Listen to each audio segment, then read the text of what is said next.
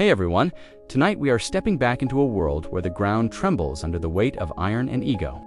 Imagine you are standing in a damp, fog-choked valley in the late Middle Ages. You look across the fields and see a line of shimmering steels, the heavy cavalry of the Habsburg Empire. These are the tanks of the 14th century. Men who have spent their entire lives training to crush rabble like you under the hooves of their massive barden-clad warhorses. They aren't just soldiers, they are the social and military elite, convinced that their status and their plate armor make them invincible. You, on the other hand, are standing there in boiled leather and homespun wool, clutching a wooden pole and wondering if your insurance covers being trampled by a disgruntled duke. Spoiler alert, you probably wouldn't survive this, at least, not if you were playing by the old rules. But tonight, we aren't playing by those rules. We are looking at how a group of mountain-dwelling outsiders used cold, hard geometry to turn the social order of Europe upside down. So, before you get comfortable, take a moment to like the video and subscribe, but only if you genuinely enjoy what I do here. If you're listening from somewhere cozy, I'd love to hear where you are in the world. Drop your location and your local time in the comments. It's always fascinating to see who is awake with us in the quiet hours. Now, dim the lights. Maybe turn on a fan for that soft background hum, and let's ease into tonight's journey together. You feel the cold air of the Swiss Alps stinging your lungs. The year is 1315, and the world believes that the only way to win a war is with a heavy horse and a noble title. For centuries, the knight has reigned supreme. It's a simple, brutal math. Mass plus velocity equals a broken enemy line. When a knight lowers his lance and spurs his horse to a gallop, he is delivering thousands of joules of energy into a single point. If you're a foot soldier, your only real job is to provide a soft place for that lance to land before the rest of the army cleans up the mess. The knight is the ultimate symbol of feudal power. He is expensive, he is shiny, and he is terrifying. But as you stand in the mud of Morgarten, you start to notice something. That heavy armor, while great for stopping a sword, makes the knight remarkably top-heavy. And those horses, they are magnificent animals. But they aren't machines. They have survival instincts. They don't actually want to run into a wall of sharp objects. Historians still argue whether the Swiss intentionally set out to revolutionize warfare, or if they were simply too poor to afford horses and had to get creative with what they had. What we do know is that the heavy cavalry mythos was about to meet a very sharp reality check. You look down at your hands, they are calloused from hauling timber and herding cattle, not from practicing chivalric tilts. You aren't a gentleman warrior. You are a member of a community, and in the mountains, if one person slips on a narrow trail, everyone falls. That collective mindset is your secret weapon. You aren't just an individual soldier, you are a component in a human machine. The knights across the field see a disorganized mob of peasants. What they don't see is the grid you are beginning to form. There is a quirky tidbit often overlooked in the grand tapestries of this era. Many of these invincible knights were so weighed down by their fashion choices' long pointed shoes, called poulins, that, if they were unhorsed, they could barely walk, let alone fight a nimble mountaineer. You imagine a duke trying to maintain his dignity while tripping over his own toes in the muck. It's a funny image, until you realize he's still carrying a 3-foot broadsword. The threat is real, but the aura of invincibility is starting to crack. You realize that the knight's greatest strength, his momentum, is also his greatest weakness. If you can stop that momentum, the man inside the tin can becomes just that, a man in a can. The sun begins to peek through the alpine mist, glinting off the tips of the Habsburg spears. You can hear the jingle of their bridles and the arrogant laughter of men who think they've already won. They see the terrain as an obstacle. You see it as an ally. They see the infantry as a target. You see the infantry as a fortress. You aren't just standing in a line. You are part of a deep, dense block of men. You are 12, 16, 20 rows deep. This is the beginning of the square. It's a shift from the individual heroic combat of the Iliad to the cold, calculated efficiency of the machine age. Centuries before the steam engine was even a dream. As you wait for the command to close ranks, you think about the physics of the encounter. A single man with a spear is a target. 1,000 men in a dense square, spears leveled at different heights, is a biological landmine. You aren't just holding a weapon, you are contributing to a mathematical density of lethality. For every foot of front the enemy tries to attack, they aren't facing one weapon, they are facing 4 or 5. The knight's lance is long, but your resolve, and eventually your pikes, will be longer. The first movement of the enemy begins. The knights start their trot, the ground beginning that rhythmic thumping that has signaled the end of countless peasant revolts. But you don't run, you don't scatter, you tighten the grip on your shaft of ashwood. You feel the shoulder of the man behind you pressing into your back, and your own shoulder pressing into the man in front. This is the push, the physical manifestation of Swiss solidarity. It's a terrifying moment, the kind where your heart hammers against your ribs like a trapped bird, but there is a strange calm in the geometry of it all. You are a point on a graph, and the graph is about to intersect with the pride of the nobility. This isn't just a battle, it's the start of a multi-century case study in how inferior technology, when applied with superior organization and a bit of a mean streak, can dismantle an empire.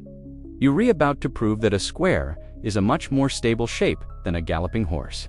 The knights think they are the hunters. They're about to find out they're just the ones being calculated. As the distance between the two forces closes, the air fills with the sound of the Harsta collective shout of the Swiss. It's not a cry for mercy, it's the sound of a gear turning.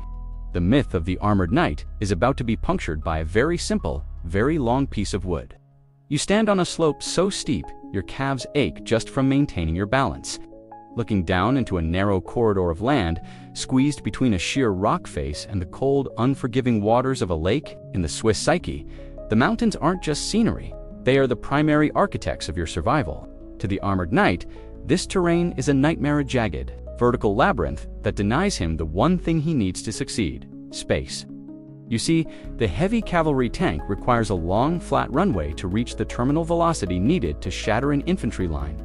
Here, in the heart of the Uri or Schwyz cantons, nature has forgotten to provide any flat ground at all.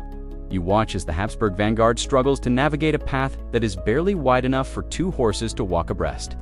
This is the first lesson of the Swiss art of war. Why fight the man when the mountain can do half the work for you? Historians still argue whether the Swiss purposely lured their enemies into these kill zones through sophisticated strategic deception, or if the arrogant knights simply could unconceive of a world where a peasant would unflee at the sight of a banner. Regardless, the result remains the same. You aren't standing in an open field waiting to be harvested. You are perched above the road, looking at a bottleneck. In this environment, the unbeatable knight is stripped of his mobility. He is trapped in a line, unable to wheel his horse, unable to retreat, and most importantly, unable to charge. You realize that by choosing the ground, you have already won the mathematical battle before a single blow is struck. You have reduced 1,000-men cavalry charge into a series of cramped individual struggles, where the knight's horse is more of a liability than an asset. There is a quirky, often forgotten detail about these mountain passes. They were frequently slicked with a mixture of early winter ice and mountain gryza, polite term for a runoff from livestock that had been moved through the narrow corridors for centuries. You imagine a high-born count dressed in silvered plate that costs more than your entire village, suddenly finding his horse's hooves sliding out from under him on a patch of frozen cow manure. It's a moment of pure, unintentional slapstick comedy that ends in a very grim reality. Once that horse goes down in a space this tight, it becomes a biological barricade, tripping the knights behind it. And turning a professional army into a pile of confused, shouting metal, you look at the rocks piled up along the ridgeline above the road. This isn't chivalrous warfare. There are no heralds here to announce the start of the engagement with a trumpet blast. There is only the heavy, oppressive silence of the mountains, broken by the occasional clatter of a loose stone.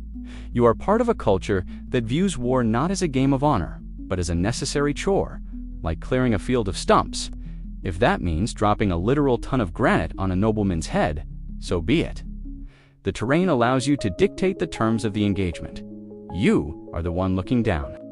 They are the ones looking up, squinting against the sun, their vision restricted by the narrow slits of their great helms. Remember that mental image of the invincible knight. From this height, he looks remarkably small. The psychological advantage of the high ground is as much a weapon as the halberd in your hand. You feel a sense of grim empowerment. In the flatlands of France or Germany, the knight is a god of the battlefield.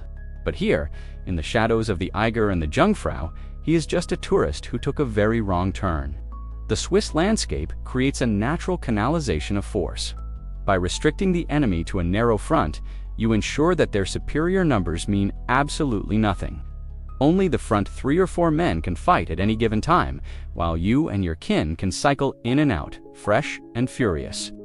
As you move through the brush, your feet find purchase on the goat paths you've known since childhood.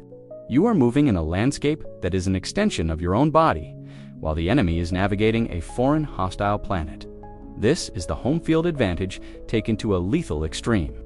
You aren't just using the terrain for defense, you are using it to facilitate the shock that will become the Swiss trademark. When the order finally comes to descend, you won't be marching in a slow, stately line. You will be a localized landslide. The gravity of the Alps is about to be harnessed and directed at the Habsburg line. Interestingly, some fringe theories suggest that the Swiss were among the first to use acoustic warfare by shouting into specific rock formations to create echoes that made their small numbers sound like a vast host. Whether or not the echoes were intentional, the psychological effect is undeniable. The sound of the mountain itself seems to be screaming at the invaders. You feel the vibration of the Harst in your chest, amplified by the stone walls around you. It's a terrifying primal wall of sound that shatters the nerves of horses and men alike. You begin to see the battlefield not as a map, but as a series of geometric constraints. The width of the road, the angle of the slope, the density of the trees are all variables in an equation that ends with the destruction of the cavalry. You aren't just a soldier, you are an unwitting physicist of the forest. The knight depends on a social structure that says he is better than you. You depend on a physical structure that says a falling rock doesn't care about a coat of arms. This realization is the spark that will eventually lead to the Pike Square. If the mountain can create a bottleneck, perhaps a formation of men can do the same thing on level ground. But for now, you focus on the task at hand. The Habsburgs are deep in the throat of the pass, and it's time to close the jaw. You grip your weapon tighter as the signal horn finally wails along. Low, mournful sound that bounces off the peaks and settles into the marrow of your bones. The wait is over. The tank is stalled, the mud is deep, and the mountain has finished its preparations. You take your first step down the slope, feeling the terrifying, exhilarating pull of gravity. You are no longer just a peasant. You are a part of the landscape, and the landscape is moving. The knights below are looking up, and for the first time in their lives, they realize that their armor is nothing more than a very shiny coffin. You feel the rough grain of an ashwood pole beneath your palms, but it isn't the long pike of legend not yet. In these early days of Swiss defiance, your hands are wrapped around a halberd. It is a terrifying Swissamic knife of a weapon, a 6-foot-long multi-purpose tool of destruction that looks like someone had a fever dream about an axe, a meat hook and a dagger, then welded them all together. If the knight is a polished high-end sports car, the halberd is a heavy-duty sledgehammer with a grudge. You lift it, testing the balance. It's top-heavy, demanding strong shoulders and a wide stance. But it offers a versatility that a simple sword or spear can't match. This is the weapon that bridged the gap between the desperate peasant and the professional soldier. And it's about to become the primary reason why European aristocrats start having nightmares about mountain air. The halberd is the ultimate anti-knight device because it addresses the 3 states of being a medieval noble: mounted, armored, or retreating. If the knight is on his horse, you use the hook on the back of the blade. You aren't trying to kill him yet. You just want to snag a gap in his armor, or grab his belt and give a violent downward heave. Gravity does the rest. Once he hits the ground in 60 pounds of steel, he's like a turtle flipped on its back. Then you have a choice. You can use the heavy axe head to cleave through his helmet, a blow so powerful it can split a skull even through a layer of plator. You can use the reinforced top spike to find the soft gaps at the throat or armpits. It's a brutal, intimate way to fight. There is no chivalry here, only the cold efficiency of a tool designed to open a very expensive tin can. Historians still argue whether the Swiss halberd was a direct evolution of the plankenepik, used by the Flemish, or a completely independent invention born from the ricem, a common alpine woodworking tool. It's a bit like debating whether a shark evolved from a different kind of fish or just appeared out of the dark water. Either way, you don't want to be in the water with it.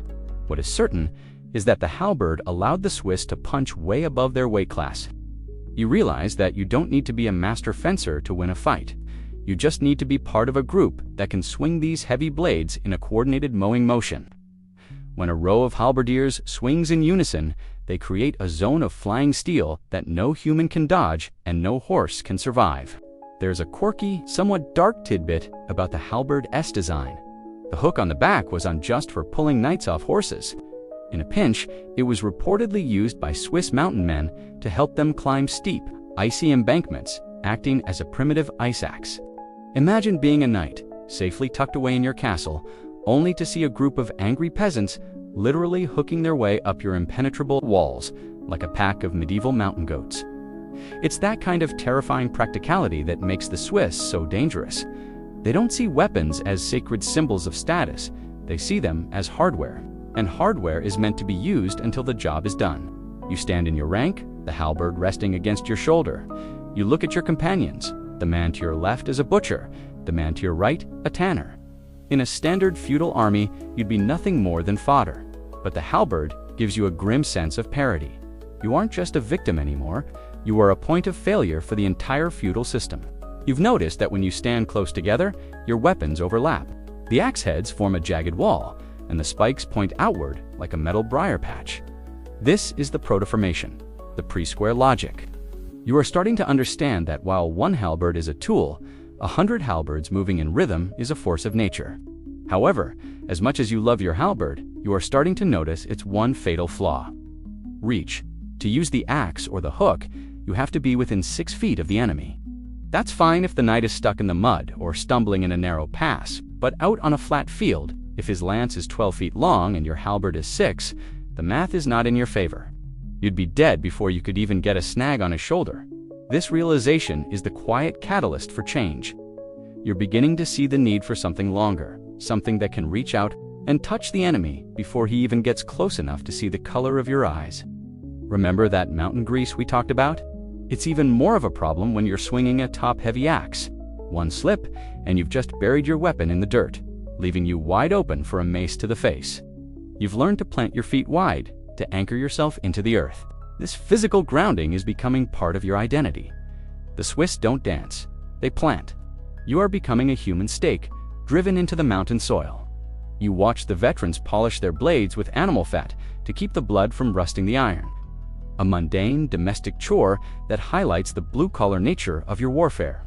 There's no glory here, just maintenance and math. As you practice the overhead cleave, you feel the centrifugal force nearly pulling you off your feet. It's a weapon of momentum. You can't be hesitant with a halberd. Once you commit to the swing, you have to follow through. This Allen mentality is bleeding into the Swiss way of life. You don't fight a little bit, you fight until the field is clear. The halberd is a weapon of total commitment, and it's shaping you into a soldier who doesn't know how to retreat.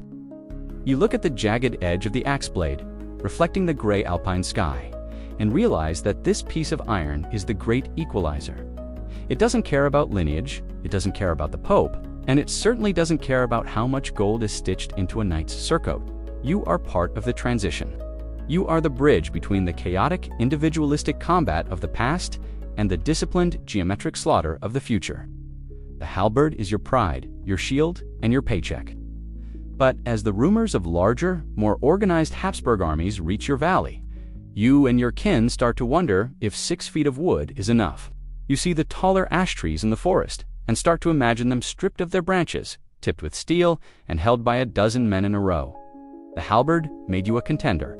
The pike will make you a legend.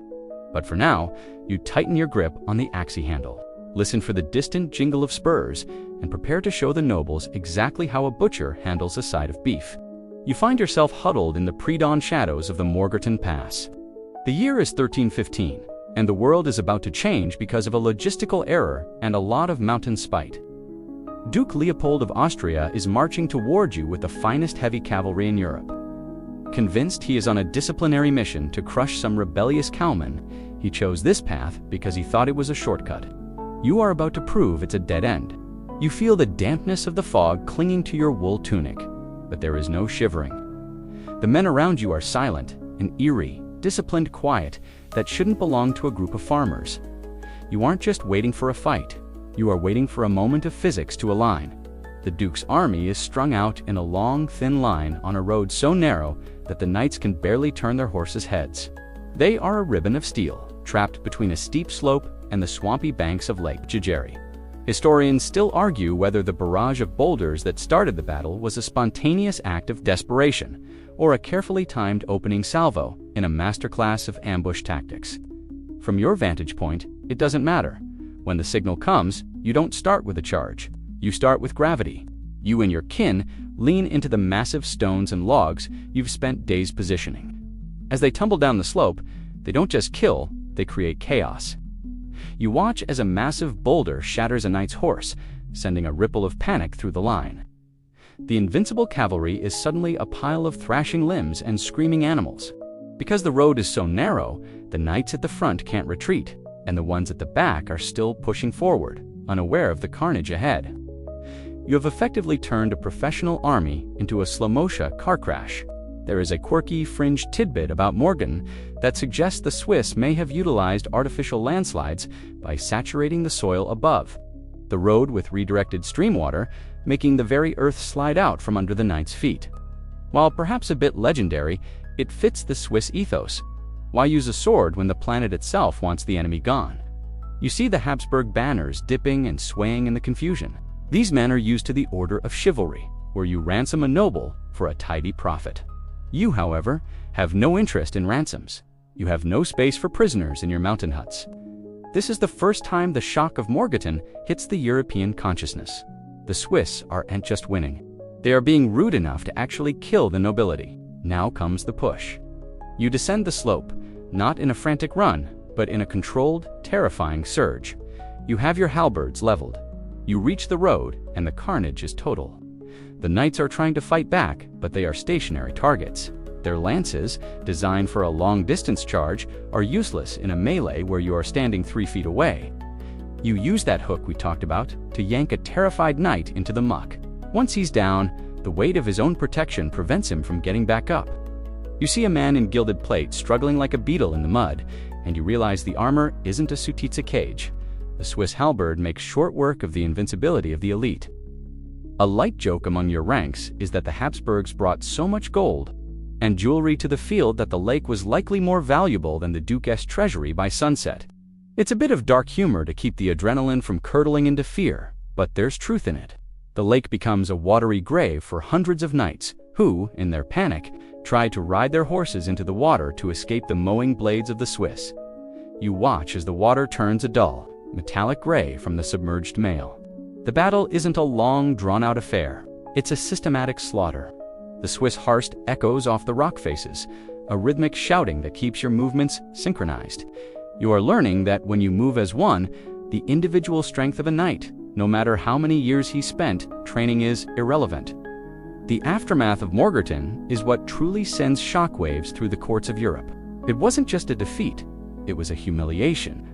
The Duke himself barely escaped, leaving his pride and most of his friends in the mud of Schwyz. Historians often call this the first shock because it shattered the psychological dominance of the cavalry. You stand on the road as the sun begins to set, the fog returning to cover the dead.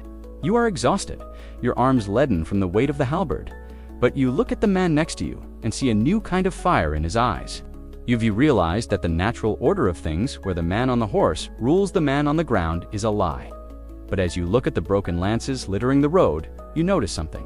Some of the knights managed to keep the Swiss at bay for a few precious seconds because their lances were longer than your halberds. If they had been on flat ground, if they had been able to charge, the story would have been very different. The Morgarten luck of the terrain won't always be there. You start to think about those long, splintered shafts of wood. You realize that while the halberd is great for the killing, you need something to handle the stopping. The math of the mountains worked today, but you'll need a new kind of geometry for the plains. You begin to gather the discarded weapons, weighing the broken lances in your hand. They are light, made of ash, and surprisingly sturdy. You imagine what would happen if you did wait for the knight to get close enough to hook. What if you could hit him while he was still 10 feet away? 12 feet? You're already thinking about the hedgehog, though you don't have a name for it yet. You're just a man who survived a miracle, looking for a way to make that miracle a repeatable science. The shock was the start. The square will be the refinement. As you trek back up the mountain toward your village, the bells are already ringing in the distance. The news is spreading. The peasants have won. You feel a sense of grim satisfaction, but also the weight of the future. The Habsburgs will be back, and they won't be so foolish as to take the narrow road next time. You'll need a way to bring the mountain with you into the valley. You'll need a formation that is its own fortress, a wall of wood and iron that doesn't need a rock face to lean against. You look at the tall, straight trees of the forest and see the future of European warfare hiding in their trunks. The adrenaline of Morgarten begins to fade, replaced by the sober realization that luck and gravity are not a permanent strategy. You are standing in a village square, watching a veteran soldier, a man with more scars than teeth, demonstrate the limitations of your beloved halberd. He holds a captured knight's lance in one hand and your axe-hook hybrid in the other. He shows you that if a knight isn't stuck in a swamp, he can run you through before you even enter the swing zone of your blade. This is the moment of the great transition. You are part of the generation that realizes the Swiss must evolve from being mountain ambushers into battlefield dominators. The solution is simple, elegant, and incredibly heavy: the pike. You are trading the versatile 6-foot halberd for a 10, then 12, and eventually an 18-foot-long spear of solid ash. This shift isn't just about weapon length, it's a shift in philosophy. When you carry a halberd, you are an individual killer. When you carry a pike, you are a single cell in a much larger organism. You can't swing a pike effectively in a crowd. You can only hold it, brace it, and move with it. Historians still argue whether this transition was inspired by ancient accounts of the Macedonian phalanx, perhaps read by a scholarly priest and whispered to the military leader Zor, if it was a purely organic response to the increasing length of German lances. Regardless of the origin, the math is undeniable. If you have 3 rows of men with 18-foot pikes, you create a zone of no man's land nearly 15 feet deep in front of your formation. You aren't just fighting the knight anymore. You are denying him the ability to even reach you. There is a quirky tidbit about the early pike makers. They were often the same men who crafted the long ladders used for alpine hay harvesting. The wood had to be seasoned perfectly. If it was too dry, it would snap under the weight of a charging horse. If it was too green, it would sag and ruin the line's level. You find yourself spending your evenings not at the tavern, but at the woodshop, feeling the grain of the ash. You learn that the pike isn't just a stick, it's a spring. It needs to flex. This flexibility allows the weapon to absorb the kinetic energy of a 1,000-pound animal without shattering. You start to see your weapon as a living thing, an extension of the forest you call home, repurposed for the grim task of holding back the tide of civilized Europe. As you train with this new, unwieldy tool, you realize how much it changes your relationship with the men around you. With a halberd, you needed space to move. With the pike, space is your enemy. You must stand so close to the man in front of you that you can smell the stale beer on his breath and feel the heat radiating off his back. Your pike rests on his shoulder or passes just inches from his ear. This is the tightening of the mesh. You are learning the Schiltron logic, the idea that a group of men, if sufficiently dense and sufficiently pointed, becomes an object that cannot be compressed. You are no longer a person. You are a coordinate in a 3-dimensional grid of steel. One of the light jokes among the new recruits is that the pike is the perfect weapon for a shy soldier because it keeps the enemy at such a polite distance. It's a way to mask the sheer terror of what you're doing. In reality, the pike is a weapon of extreme intimacy. You have to trust that the man behind you isn't going to poke you in the back of the head, and the man in front isn't going to trip. If the halberd was an axe, the pike is a fence, and you are building that fence every time you step onto the practice field. You're beginning to understand that the hedgehog isn't just a metaphor, it's a mathematical certainty. If the tips are dense enough, there is no physical way for a horse's chest to pass through without being pierced by multiple points. The transition is difficult for the ego. Everyone wants to be the hero who hooks the duke from his saddle, but the pikeman is often anonymous. You might never even see the face of the man your pike stops. You just feel the heavy, sickening thud through the wood as the momentum of the charge meets the resistance of the earth. Historians often point out that the Swiss never fully got rid of the halberd, though. They kept a core of halberdiers in the very center of the square. Think of it like a biological cell. The pikes are the cell wall, rigid and protective, while the halberdiers are the nucleus, ready to rush out and finish the job once the enemy's charge has been blunted. You realize that your army is becoming a tiered system of lethality. Remember the mountain grease from the passes? On the flat plains, the danger is different. It's the wind. An 18-foot pike acts like a sail. If a gust catches 1,000 pikes at once, it can actually pull a formation apart.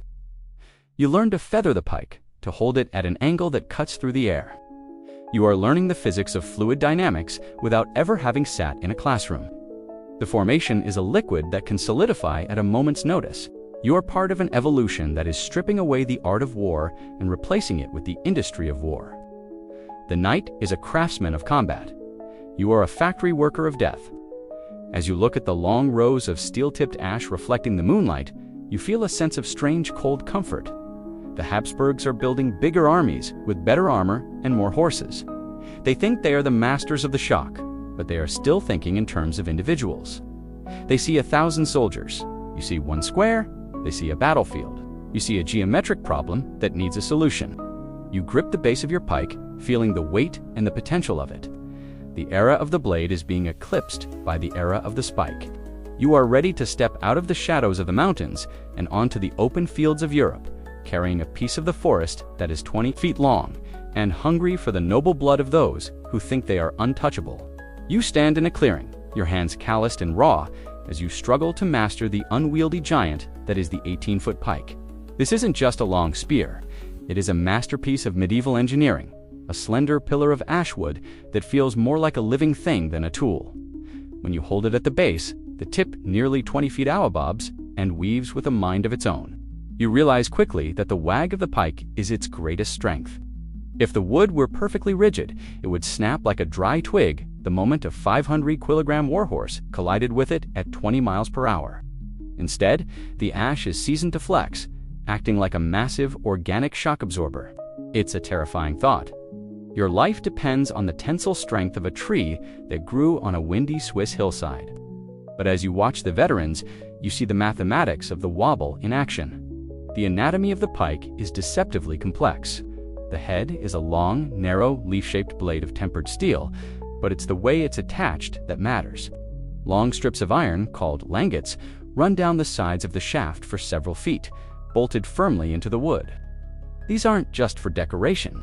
They are there to prevent an enemy swordsman or a desperate knight from lopping off the business end of your weapon with a single swing. You run your thumb along the cold iron. Without these reinforcements, your 18-foot deterrent would become a 12-foot stick of firewood in seconds. Historians still argue whether the specific length of the pike was standardized early on, or if it simply grew over the decades as part of a spur-length arms race with the German Landsknechts. Either way, you are now carrying the longest reach on the European continent. There is a quirky tidbit about the weight of these things. A standard Swiss pike weighs between 15 and 18 pounds, which does sound like much until you try to hold it level for 3 hours while wearing a steel breastplate. To manage this, you don't use your arms, you use your entire body. You tuck the butt of the pike into the hollow of your shoulder or hip, using your skeleton as a tripod. You learn the high port for marching and the low brace for receiving a charge. You start to develop pikeman's shoulder, a permanent knot of muscle from the constant strain.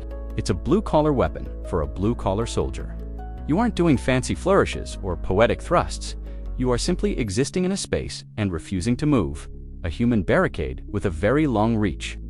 A light joke among the Hoffenur unities that a pike is just a very long spoon for feeding the enemy their own hubris. It helps break the tension when you're standing in the rain, feeling the pike get heavier as the wood absorbs moisture. You've noticed that the center of gravity shifts when it's wet, making the tip dip dangerously. You have to compensate by shifting your grip an inch or two. A tiny adjustment that could be the difference between piercing a horse's chest or hitting the mud. This is the hidden skill of the pikeman, the constant micro-calibration of balance. You are a physicist of the forest, calculating weight, wind resistance, and leverage every second you are on the field. The pike also changes the way you see the world. Suddenly, anything within 15 feet of you is your territory. Historians often note that the Swiss were famously territorial, and the pike is the ultimate expression of that. You aren't just protecting yourself, you are protecting a bubble of space. If you and the men beside you keep your pikes level, you create an impenetrable thicket. One mainstream historical fact that often surprises people is that the front rows of a pike square didn't actually do most of the killing. Their job was to bind the enemy's weapons and create the wall. The men in the second and third ranks, poking through the gaps, were the ones who did the real damage. You are learning to trust that your friend's pike, hovering just inches from your head, is your best armor. There is an open scholarly debate phrase regarding the flex of the pike. Historians still argue whether the rhythmic vibration of thousands of pikes was used to intentionally unnerve the horses. Imagine the sight: 3,000 pikes, all swaying slightly in the wind, creating a shimmering metallic wave. To a horse, this isn't a solid object it can jump over. It's a confusing, vibrating wall of death. The visual noise of the pike square is just as important as the physical points. You are part of a psychological weapon, a geometric nightmare that says to the enemy, there is no way in. You feel a grim sense of power. You are no longer just a peasant. You are part of a forest of steel that even the boldest king would hesitate to enter. Remember that mountain grease we talked about earlier? It's even worse when you trying to grip a smooth ash shaft with sweaty or bloody hands. You start to see men wrapping the base of their pikes in cord or leather to get a better purchase. Everything about this weapon is being refined by trial and error. You are part of a massive, bloody experiment in human-centric engineering. The pike is the result of a culture that looked at the most powerful weapon of the age. The Nitan decided to build a firewall against him. You aren't just holding wood and iron, you are holding the end of an era. As you finish the day's drill, your muscles screaming for rest, you look at the pikes stacked against the barracks. They look like a hibernating beast. When the sun comes up tomorrow, you will pick it up again, and you will practice until the movement of the 18-foot pole is as natural as breathing. You are learning that the pike is not a weapon of the individual. It is the weapon of the jameen, the community. If you stand alone, the pike is a burden. If you stand together, it is a fortress. You wrap your sore hands and prepare for the next day, knowing that somewhere across the border, a knight is polishing his armor, completely unaware that you are currently perfecting the math that will make his life's work obsolete. You step onto the dusty training field, and for the first time, you aren't just standing in a crowd. You are being slotted into the Gaverte Ordnanga Great Square. This is where the individual's fear is swallowed by the group's geometry. You are directed to a specific coordinate in a massive human block, usually a square of 60 men wide by 60 men deep. Think about that for a second. That is 3,600 men packed into a space roughly the size of a modern supermarket. You are so close to the man in front of you that your pike rests on his shoulder, and the man behind you has his chest pressed nearly against your backpack. This isn't just a formation. It's a solid object made of flesh, bone, and ash wood. You feel the collective heat of thousands of bodies rising like a mist around you, a physical manifestation of the hedgehog's power. The math of the square is its greatest defense. Historians still argue whether the Swiss arrived at the 60 by 60 dimensions through ancient roaming, influence, or simply because it was the largest number of men a single human voice could command on a noisy battlefield. What you realize immediately is that the square has no weak side. In traditional warfare, if an enemy gets around your flank or behind you, you're dead. But the Gaverte or Danang is a multi-directional fortress. If cavalry appears on the left, the men on the left simply face outward. If they appear behind, the rear ranks turn. You are part of a geometric shape that can project its lethality in 360 degrees. You are no longer worried about being outflanked because, in a square, every side is the front. There is a quirky, somewhat terrifying tidbit about life inside the square. It was a crime punishable by death to leave your position. Once the formation was set, to ensure no one got cold feet, the Swiss placed their most veteran, battle-hardened Doppelseldner men who were paid double for their bravery on the outer edges and at the corners. These men were the crust of the square, keeping the less experienced soft center from leaking out. You look at the veteran at the corner of your rank. His face is a map of scars, and he's watching you more closely than he's watching the horizon. It's a grim reality of the math. The square only works if the density remains constant. A single gap is a leak that can sink the whole ship. A light joke you hear pass through the ranks is that the square is the only place in Switzerland where you can fall down, because there simply isn't enough floor space to hit the ground. It's a claustrophobic nightmare, but it provides a strange, psychological comfort. In the chaos of a medieval battle, the greatest killer is panic. But in the square, you can't see the terrifying charge coming at you. You only see the back of the head of the man in front of you. You are insulated from the horror by a wall of your friends. One mainstream historical fact that underscores this is that the Swiss were known for their unbreakable morale, largely because the physical structure of the square made it physically impossible to turn and run. To flee, you'd have to push through 50 rows of your own people. You begin to practice the maneuver. Turning a block of 3,600 men is like trying to turn a mountain. It requires a level of synchronization that borders on the musical. You listen for the heavy, rhythmic beat of the drums, the heartbeat of the square. When the drum strikes, everyone steps with the same foot.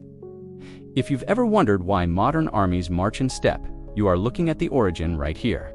It wasn't about looking pretty. It was about ensuring that 3,600 pikes didn't get tangled like a pile of dropped toothpicks. You are learning that the square is a kinetic object. When it moves, it generates a massive amount of pushing power. If you hit an enemy line, you aren't just stabbing them. You are hitting them with the weight of several hundred tons of human momentum. There is an open scholarly debate phrase regarding the inner square.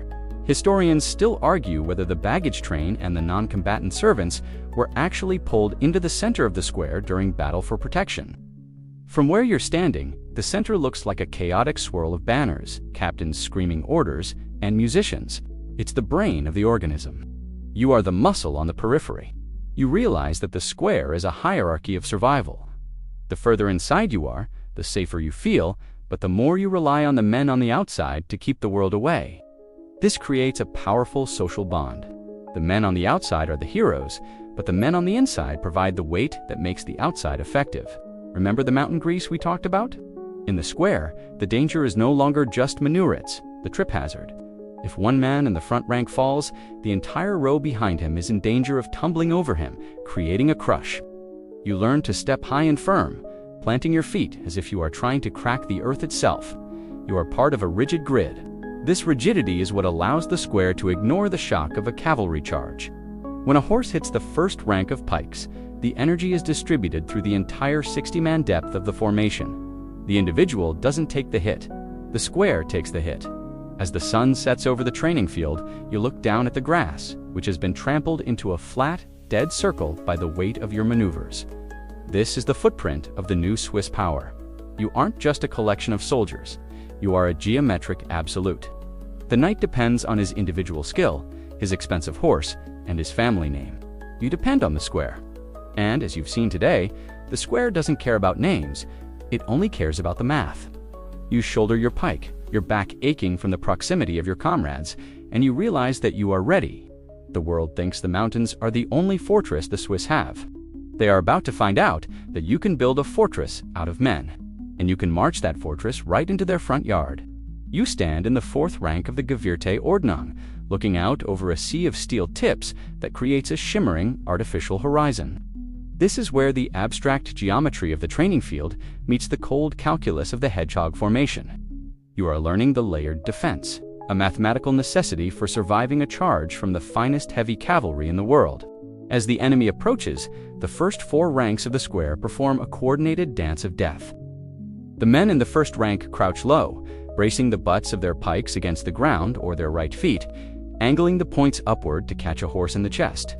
The second rank holds their pikes at waist height, the third at chest height, and the fourth your rank levels your 18-foot ash pole over the shoulders of the men in front of you. From the perspective of a charging knight, you have vanished. He no longer sees individual men. He sees a literal wall of overlapping steel points. Historians still argue whether the hedgehog was a response to the psychological impact on the horses or the physical impact on the riders. But the math is terrifyingly clear. Because of the staggering of the pikes, for every 1 foot of frontage the knight tries to penetrate, he is facing the points of 4 or 5 different weapons. There is no gap to exploit. If he tries to push one pike aside, he simply impales himself on the 2 pikes next to it. You are part of a 3-dimensional thicket of death. You feel the tension in the wood of your pike as you level it, the tip swaying slightly like the tongue of a snake. You aren't aiming for a man. You are aiming for a coordinate in space. There is a quirky fringe tidbit about the visual math of the square. Swiss captains were known to use specific colored ribbons on the pike heads of different ranks, so they could tell at a glance, even through the smoke of battle, if the layering was correct. Imagine looking out at a forest of wood and seeing stripes of red, white, and blue swaying in the wind-a-lethal rainbow designed to ensure the geometry remained perfect. It speaks to the Swiss obsession with order. You aren't just fighting, you are auditing a system. If the third rank is holding their pikes too high, the system has a bug, and that bug will result in a dead comrade. You adjust your grip, ensuring your pike is perfectly parallel to the ground, a horizontal line in a world that is about to become very vertical. A light joke that ripples through the ranks as the enemy draws closer is that a knight is the only animal in nature that will voluntarily pay for the privilege of being turned into a kebab. It's a bit of bravado to cover the fact that your heart is trying to kick its way out of your chest. One mainstream historical fact that supports this confidence is that no cavalry force in the 14th or 15th century ever successfully broke a prepared Swiss pike square from the front. Not one. The physics simply didn't allow for it. A horse, no matter how well trained, has a fundamental survival instinct. When it sees a solid wall of points, it will shy away, veer off, or stop dead end in a charge. Stopping dead just means the knight behind you is going to ram into your back. The calculus of the hedgehog also involves the rebound effect. You are taught that the square is not a static object, it is an elastic one. When the initial shock of the charge hits, the pikes flex, and the depth of the 60 ranks behind you acts as a human hydraulic press. You aren't pushed back because there is nowhere to go. Instead, the momentum of the enemy is absorbed and then reflected. Historians often use the phrase an impenetrable thicket of spears to describe the result. But you experience it as a sensory overload of snapping wood, screaming horses, and the metallic clack of steel hitting steel. You realize that you aren't just holding a weapon. You are holding a no to the entire feudal way of life. There is an open, scholarly debate phrase regarding the diagonal threat. Historians still argue whether the Swiss utilized refused flanks within the square S, geometry to lure cavalry into the corners, where the density of pikes was mathematically highest. From your position, you see how the corners are reinforced. They are the most dangerous places to be, but they are also the most lethal. If a knight tries to ride around the side, he finds that the square has no side. The pikes simply pivot. It's like a compass needle always pointing toward the threat. You are part of an algorithm of survival. If X equals cavalry, then Y equals a leveled pike. Remember that mountain grease we talked about? It's not just a nuisance anymore. It's a lubricant for the push. When the enemy is stalled against your pikes, the order comes to push a pike. This is where the defensive hedgehog turns into an offensive steamroller. You don't just stand there. You start to walk forward, keeping your pikes leveled. You are literally shoving the enemy off the field with 18 feet of wood. You feel the resistance of bodies and shields, but with 3,000 men behind you, that resistance is a joke. You are a human bulldozer, and the nobles are just debris in your path. As the first wave of the enemy's skirmishers begins to retreat, realizing they can't find a way through your math, a sense of grim satisfaction settles over you. The hedgehog has done its job. You have proven that a peasant with a stick is more than a match for a king with a horse, provided that peasant has 3,599 friends and a solid grasp of geometry. You maintain your grip, your eyes fixed on the next line of banners. The day is far from over, but the impenetrable math has held. You are the barrier between your home and the greed of empires. And as long as you and your kin stay in your ranks, the world can't touch you.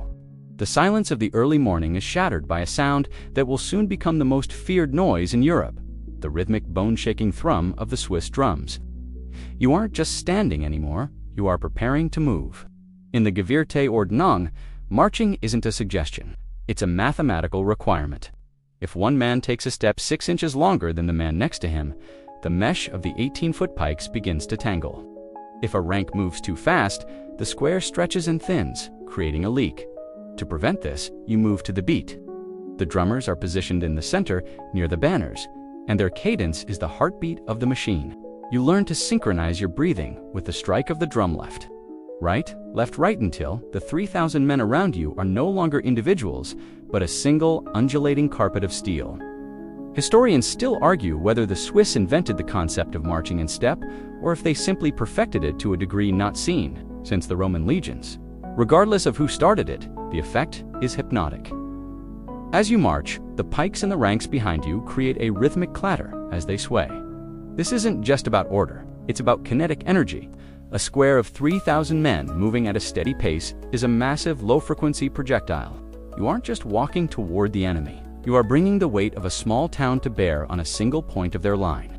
You feel the ground vibrate under your boots, a literal earthquake of your own making. There is a quirky, often overlooked tidbit about the Swiss drum beat. It was famously complex, involving syncopated rhythms that signaled different maneuvers without the need for shouted commands that would be lost in the din of battle. A specific roll might mean a 90-degree pivot, while a sharp double beat might signal the transition from a defensive halt to an offensive push of pike. You find yourself hum-singing the cadences in your sleep. It's a form of muscle memory that bypasses the brain entirely. In the heat of combat, you don't think about where to put your feet. The drum tells your feet where to go. You are being programmed by sound. A light joke you share with the man beside you is that the drums are there to drown out the sound of the knight's knees knocking together. It's a cocky sentiment, but there's a psychological truth to it. To an enemy standing across the field, the sight of a massive silent block of men moving in perfect mechanical unison is terrifying. Most medieval armies were chaotic. They shouted, they broke formation, they surged and ebbed. But you are a tide. You don't scream until the very last moment. You just march. The clack-clack-clack of the pikes and the thump-thump-thump of the drums create a wall of sound that erodes the enemy's resolve long before the steel touches their skin. One mainstream historical fact that highlights the importance of the drum is that Swiss units were often identified by their specific drum calls. If you heard a particular rhythm echoing through the mountain passes, you knew exactly which canton was coming for you. This created a sense of acoustic branding. You take pride in your unit's beat. It's your signature. But the drum also serves a darker purpose. If you you lose the beat, you become a hazard. You've seen men executed for breaking the rhythm during a maneuver, because a single tripped shoelace in a formation this dance can lead to a pileup that leaves dozens of men vulnerable to a cavalry breakthrough. The math demands perfection, and the drum is the enforcer. There is an open scholarly debate phrase regarding the cadence of the charge. Historians still argue whether the Swiss accelerated their drum beat to a running pace during the final 50 yards of a charge, or if they maintained a steady, relentless walk to ensure the pikes stayed level. In your experience, the pace stays steady. The shock of the Swiss isn't about speed, it's about inevitability. You move like a glacier, slow, heavy, and impossible to stop. If you run, your pike bounces. If you walk to the beat, your pike remains a laser-straight line of death. You are learning that discipline is a higher form of power than raw velocity. Remember the mountain grease we discussed? It's a nightmare for the drummers.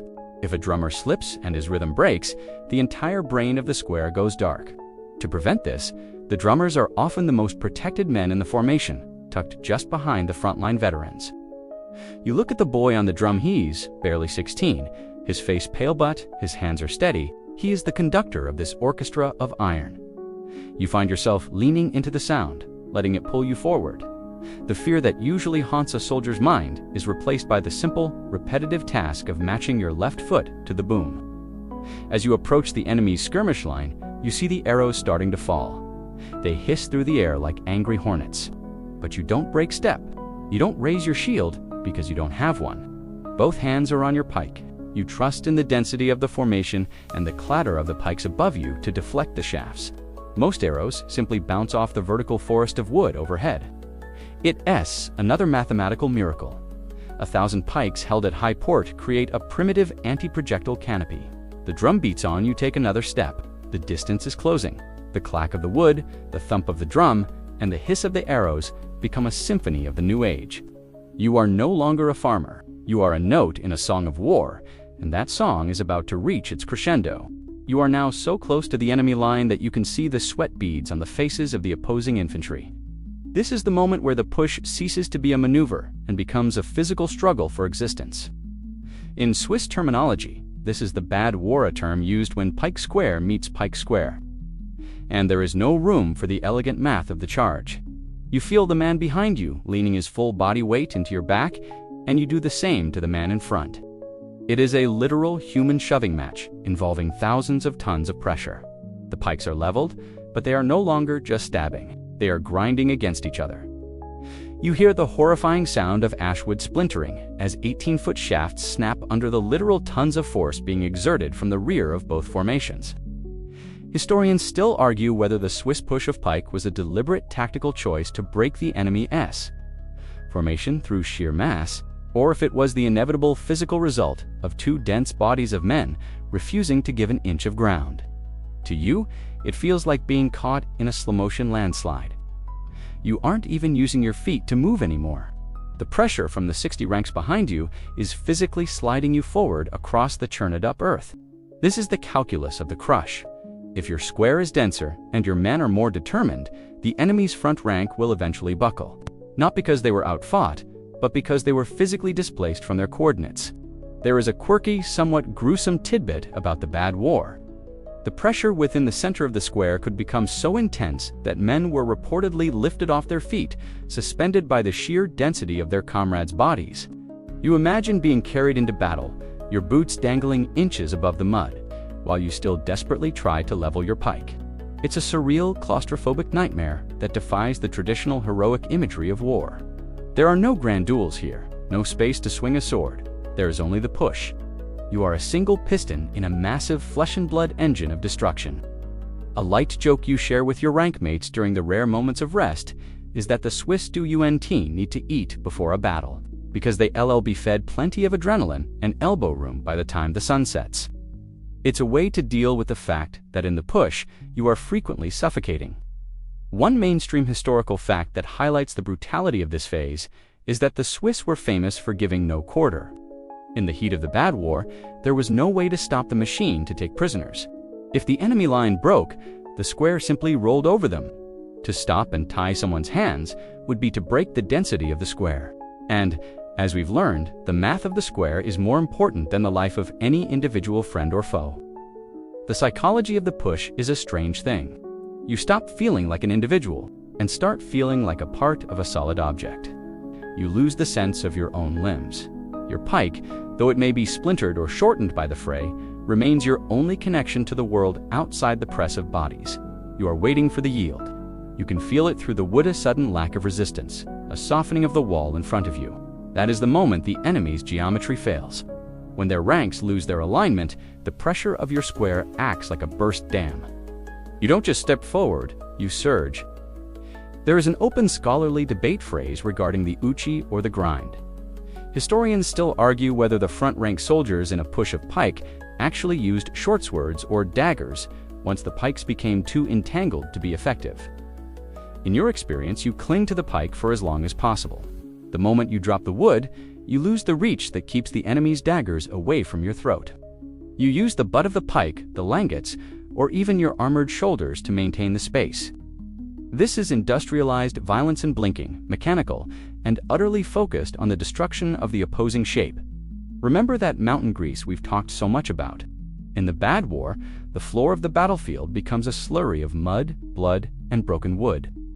Maintaining your footing is the difference between being the shover and the shoved. You dig your heels in, finding the rhythm of the push. Every time the drum in the center gives a heavy thump, your entire rank heaves forward in unison. It's a collective pulse. You are part of a massive rhythmic heartbeat that is slowly, surely, crushing the life out of the opposing army. You feel a grim sense of superiority. The knights may have their honor, but you have the mass. As the enemy's front rank finally shatters and they begin to flee, the pressure from behind you doesn't stop. The square continues its forward march, stepping over the fallen without a glance. You are the hedgehog in motion, and nothing not armor, not pedigree, not even a matching wall of pikes has been able to withstand your calculus today. You take a gasping breath of the metallic distinct air, your muscles trembling from the exertion, and you prepare for the next command. The Bad War is a test of who can remain a shape the longest, and the Swiss, born of the mountains and tempered by the drum, are the most stubborn shape in Europe. You stand on the blood-soaked grass of Sempach in 1386, and the air is thick with a sound you haven't heard before, the rhythmic metallic clanging of Austrian knights who have actually learned from their mistakes. These aren't the arrogant riders of Morgarden. These are knights who have dismounted, realizing that their only hope of breaking your pike wall is to meet you on foot, presenting a solid, armored front of their own. Their shorter, sturdier lances are creating a stalemate, and for the first time, your impenetrable math is failing. The pikes are locked, the push is stalled, and the Swiss line is beginning to fray under the relentless pressure of professional men-at-arms. This is the moment where legend meets history in the form of a man named Arnold von Winkelried. Historians still argue whether Winkelried was a real person or a convenient national myth created to explain a tactical breakthrough that defied logic. According to the tale, as the Swiss were being slaughtered, Winkelried stepped forward and shouted, "I will open a path for you." Before throwing himself onto the bundle of Austrian spears, Pike gathered as many enemy points as he could into his own chest. He created a momentary Gappa mathematical zero in the enemy's defense. You watch from the ranks as the human machine reacts. The moment the spears are weighed down by his body, the Swiss surge into the opening with their halberds. It is a sacrifice that turns the tide. But it raises a grim question. Can a system based on cold geometry survive if it requires a suicidal hero to function? There is a quirky fringe tidbit about the Sempach battlefield. It was reportedly so hot that day that many of the Austrian knights, encased in their state-of-the-art white armor, suffered from heatstroke before the lines even met. You imagine the irony of being the most well-protected man on earth, only to be defeated by your own insulation. It highlights the Swiss advantager. Wool and leather might not stop a direct thrust, but it allows you to move, breathe, and fight for hours while the Iron Men are slow-cooking in their own suits. The Winkelried moment might be the soul of the story, but the heatstroke math was likely the silent partner in your victory.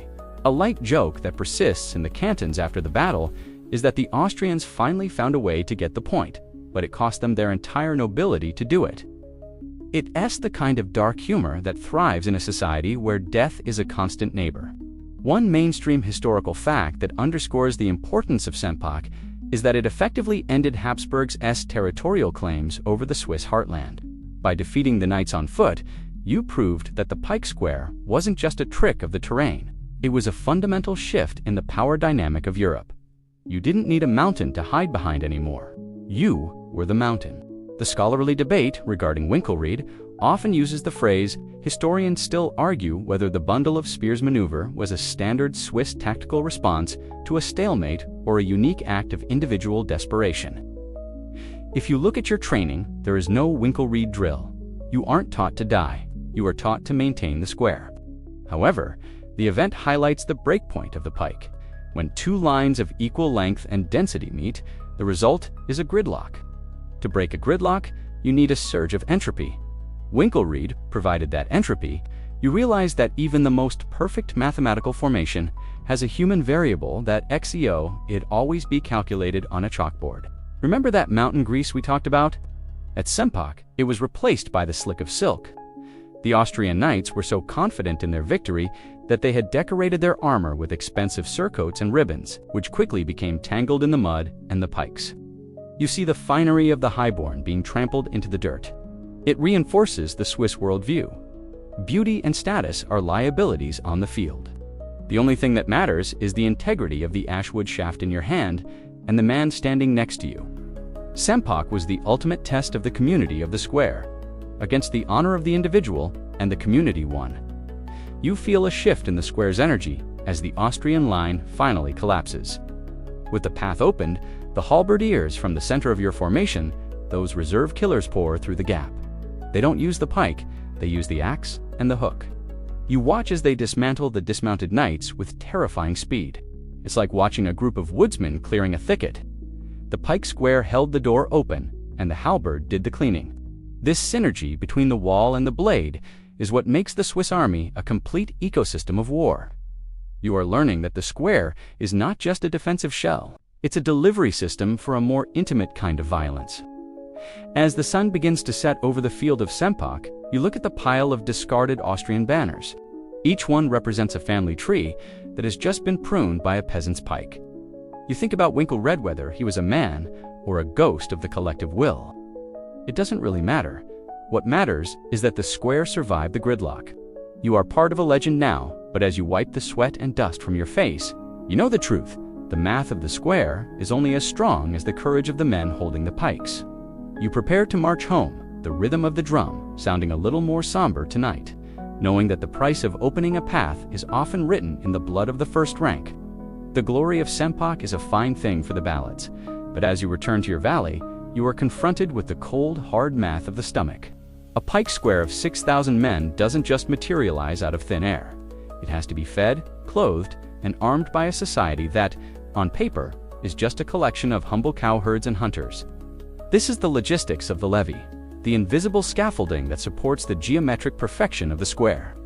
You spend your weeks not in a barracks, but in your own fields, because a Swiss soldier is a part-time killer and a full-time producer. However, unlike the disorganized peasant rabble of other nations, your entire society is organized around the Canton Systema semi-industrialized mobilization plan that ensures every man knows exactly where his pike is stored and which drumbeat he answers to. Historians still argue whether the Swiss success was due to a superior military genius or simply the fact that they were the only European society where the middle class was both heavily armed and politically invested in the outcome of the war. In a feudal system, the peasant fights because he is told to. You fight because the gem in your community decided it was necessary. This means your logistics are decentralized and incredibly efficient. You don't wait for a king to send a wagon of grain. Each village is responsible for its own hofen. You see the village elders counting sacks of dried meat and hard cheese, calculating exactly how many days of square time a bushel of grain can buy. It is a war machine powered by dairy and grit. There is a quirky, often forgotten tidbit about the Swiss logistical secret weapon, the mountain dog. While the knights used hounds for hunting deer, the Swiss used large sturdy mastiffs and Sennenhunds to help pull small carts of supplies through narrow trails where horses would stumble. You see these dogs moving through the columns, carrying extra pike heads or bundles of arrows. They are part of the total mobilization of the Alps. If it lives in the mountains, it works for the square. This creates a supply chain that is as rugged and difficult to intercept as the soldiers themselves. A light joke among the men is that a Swiss army doesn't march on its stomach. It marches on its alpha male cheese, reference to the hard, pungent Sprinz cheese that can survive a year in a rucksack without rotting. It's the ultimate MRE meal, ready tote of the 15th century. You've noticed that while the French or Burgundian armies are constantly stalled by massive, slow-moving baggage trains filled with wine, silk tents, and portable kitchens, the Swiss move with a lean, predatory speed. You carry your life on your back. This lack of tail is what allows the square to appear suddenly on a battlefield, catching the heavy cavalry with their boots off and their tents half-pitched. One mainstream historical fact that highlights this efficiency is the Mandatha-written mobilization order. When the signal fires are lit on the peaks, these orders are carried by runners across the cantons. Within 48 hours, thousands of men can converge on a single point, fully armed and provisioned. This speed is a mathematical variable the Habsburgs consistently failed to account for. They calculate distances based on slow-moving feudal levies. You calculate them based on the endurance of a mountain hiker. You are a professional-grade army hidden in the guise of a rural population. There is an open scholarly debate phrase regarding the communal armory. Historians still argue whether the pikes were primarily owned by individual households or stored in central cantonal armories to ensure uniformity of the ashwood. In your village, it's a bit of both. You keep your leather harness and your boots, but the 18-foot pikes those expensive precision-engineered tools are often kept in the zoo house, the armory next to the church. This ensures that when the Gewirkte Ordnung is formed, the pikes are all the same length and quality. The math of the square requires standardization, and your society has reorganized its entire economy to provide it. Remember the mountain grease we've talked about? Even that is a logistical item. You see the camp followers, the women and younger boys who follow the army boiling down animal fat to create the waterproof sealant for the pike shafts. Nothing is wasted. The square is the tip of a very large, very organized social iceberg. You aren't just a soldier. You are a shareholder in a violent cooperative. When the army wins, the Reisbute the loot is divided according to strict, pre-negotiated rules. This isn't the chaotic looting of a mob. It's an accounting exercise. As you sharpen your halberd by the light of a communal fire, you realize that your strength doesn't just come from the length of your wood or the sharpness of your steel. It comes from the fact that everyone in your valley is pulling in the same direction. The square is just the final, visible expression of a culture that has turned survival into a science. You feel a sense of quiet confidence. Let the kings have their treasures and their titles. You have the Sprinz, the Ashwood, and a community that knows exactly how to keep 6,000 men standing in a perfect square for as long as it takes to break an empire. You are no longer fighting just for the survival of your valley. You are fighting for the highest bidder. This is the era of the Reisläufer, the Swiss mercenary spirit. Word of your impenetrable square has traveled across the Alps, And suddenly, the kings of Europe have realized that if they can't defeat the Swiss, they must buy them. You find yourself standing in a square, not on a Swiss hillside, but on the rich, flat plains of Italy or the outskirts of Paris. You are a soldier of fortune, but you aren't a lone sellsword. You travel as a unit, a Hofen from your own canton, under your own banners and your own laws. You have realized that the math of the square is Europe's most valuable export. Historians still argue whether the Swiss mercenaries were driven by a genuine martial spirit, or if the poverty of the Alpine soil simply left them no other choice but to sell their blood to feed their families. From where you stand, it feels like a bit of both. The mountains are beautiful, but you can't eat scenery. On the other hand, the gold coins of the French king, or the Pope, feel very real in your palm. This shift changes the atmosphere of the square. It's no longer just about defense. It's a business. You are a professional now, part of a corporation of violence. Your training is more rigorous, your equipment more standardized, and your reputation is your most guarded asset. There is a quirky, somewhat scandalous tidbit about the Reisläufer. They were famous for their outrageous fashion long before the Landsknechts took it to the extreme.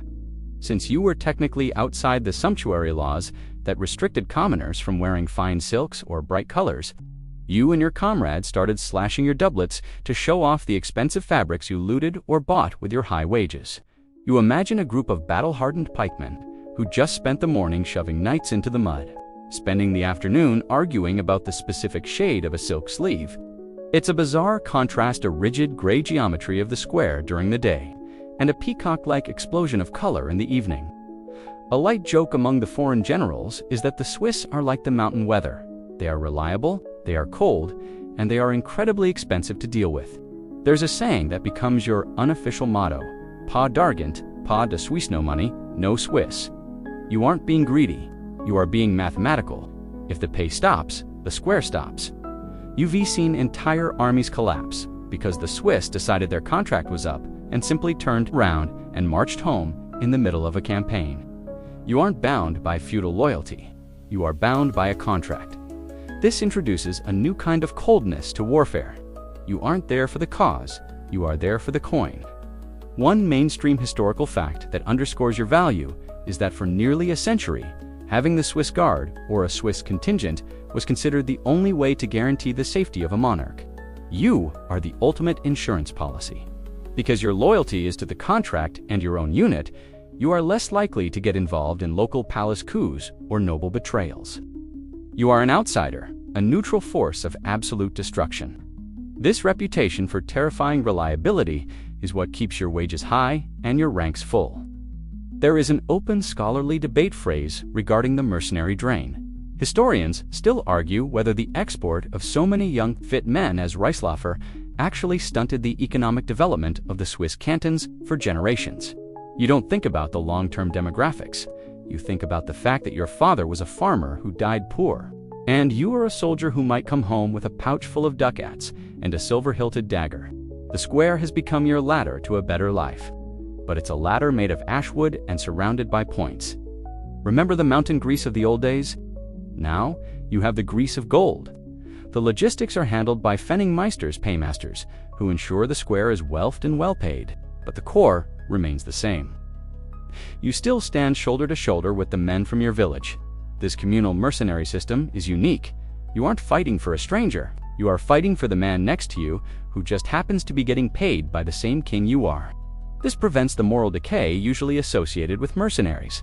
You don't desert, because if you did, you could never show your face in your home valley again. As you prepare to march toward another Italian city-state, you look at the banners fluttering above the square. They are a mix of Swiss crosses and foreign heraldry. You are the arbiters of Europe, the human wall that decides which king gets to keep his crown and which duke gets to flee into exile. You feel a sense of grim pride. The world used to look at the Swiss as cowmen and peasants. Now they look at you with a mixture of awe and terror. You grip your pike, feeling the familiar weight. The contract is signed, the drums are starting their beat, and it's time to show the civilized world once again that the most powerful thing on earth is a square of men who know exactly how much their lives are worth. You find yourself on the frozen, windswept fields of Grandson and Marat in 1476, facing the most formidable opponent the Swiss have ever encountered, Charles the Bold, the Duke of Burgundy. Charles is a man obsessed with the art of war. He has the finest artillery in Europe, thousands of English longbowmen, and a cavalry so heavily armored they look like statues of polished steel. He calls himself the Great Beast of the West. He sees your Pike Square not as a threat, but as a primitive relic that his modern professional army will easily dismantle. You, however, see Charles as a man who has too much jewelry and not enough respect for the laws of physics. This is the ultimate showdown between the old world's grandeur and the new world's geometry. The Burgundian Wars represent a terrifying escalation. For the first time, your square is being targeted by massed field pieces, early cannons that can skip a stone ball through a formation like a pebble across a pond. Historians still argue whether the Swiss survived these encounters through sheer luck or a new aggressive tactical evolution, known as the Charge of the Square. You realize that standing still is no longer an option. If you wait for Charles to organize his guns, you will be slaughtered. Instead, the square must move with a predatory speed that seems impossible for such a large mass of men. You aren't just a fortress anymore. You are a projectile. You learn to advance at a double-time pace, closing the distance before the slow-loading cannons can fire a second shot. There is a quirky, somewhat ostentatious tidbit about the aftermath of these battles.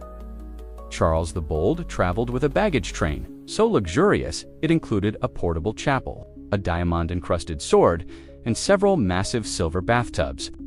After the Swiss shattered his great beast at Grandson, you and your kin found yourselves looting things you didn't even have names for. You imagine a group of mud-stained pikemen trying to figure out if a silk tapestry is a fancy blanket or a very thin tent. The loot of Grandson was so vast, it literally lowered the price of silver across Europe for a year. It was the ultimate tax on Burgundian arrogance. A light joke that went around the camp was that Charles was the most generous benefactor the Swiss ever had. He just didn't know it yet. It speaks to the utter confidence you now feel. One mainstream historical fact that highlights the magnitude of your victory is the phrase, "Charles lost his gut at Grandson, his wealth at Marat, and his life at Nancy," in 3 perfect mathematical demonstrations. The Swiss Pike Square dismantled the most powerful state in Western Europe. You didn't just win a war, you erased a duchy from the map. You proved that all the professional theory in the world cannot stop 6,000 men who move as one and refuse to die. The scholarly debate regarding the Burgundian Wars often uses the phrase, historians still argue whether the Swiss terror was a psychological tactic or a byproduct of their lack of a formal logistical system for prisoners. In reality, it was likely both. You were taught that the great beast must be killed, not captured. When you hit the Burgundian lines, the violence was total. You weren't just pushing, you were obliterating. The sight of the square emerging from the morning fog, the pikes leveled and the drums beating a relentless, fast-paced running march broke the spirit of the finest soldiers in Burgundy. They realized that you weren't an army, you were a phenomenon of nature. Remember the mountain grease of your ancestors. At Marat, you utilized the hag, the hedge, and the terrain to funnel Charles's cavalry into a killing zone. You are learning to combine the natural environment with your artificial geometry. You aren't just a block of wood and steel. You are a thinking organism. You see the Duke's English longbowmen drawing their strings, but the forest of your pike's thousands of shafts held at an angle creates a wooden roof that deflects the arrows. The math of the square is evolving to counter every modern weapon Charles can throw at you. As you stand over the frozen body of the Burgundian state, you feel a sense of grim finality. Charles thought he could solve the Swiss problem with money and traditional tactics. He failed because he treated war as a game of chess, while you treated it as a matter of communal survival. The square has reached its zenith. You have defeated the great beast, and in doing so, you have become the great beast yourself. The kings of Europe are no longer laughing at the cowmen. They are checking their treasuries to see if they can afford your services, and they are checking their borders to see if they can survive your arrival. You shoulder your pike, the wood, cold and slick with frost, and begin the long march back toward the mountains. Behind you lies the wreckage of a dream of empire, crushed by the simple, relentless logic of the 18-foot ash pole.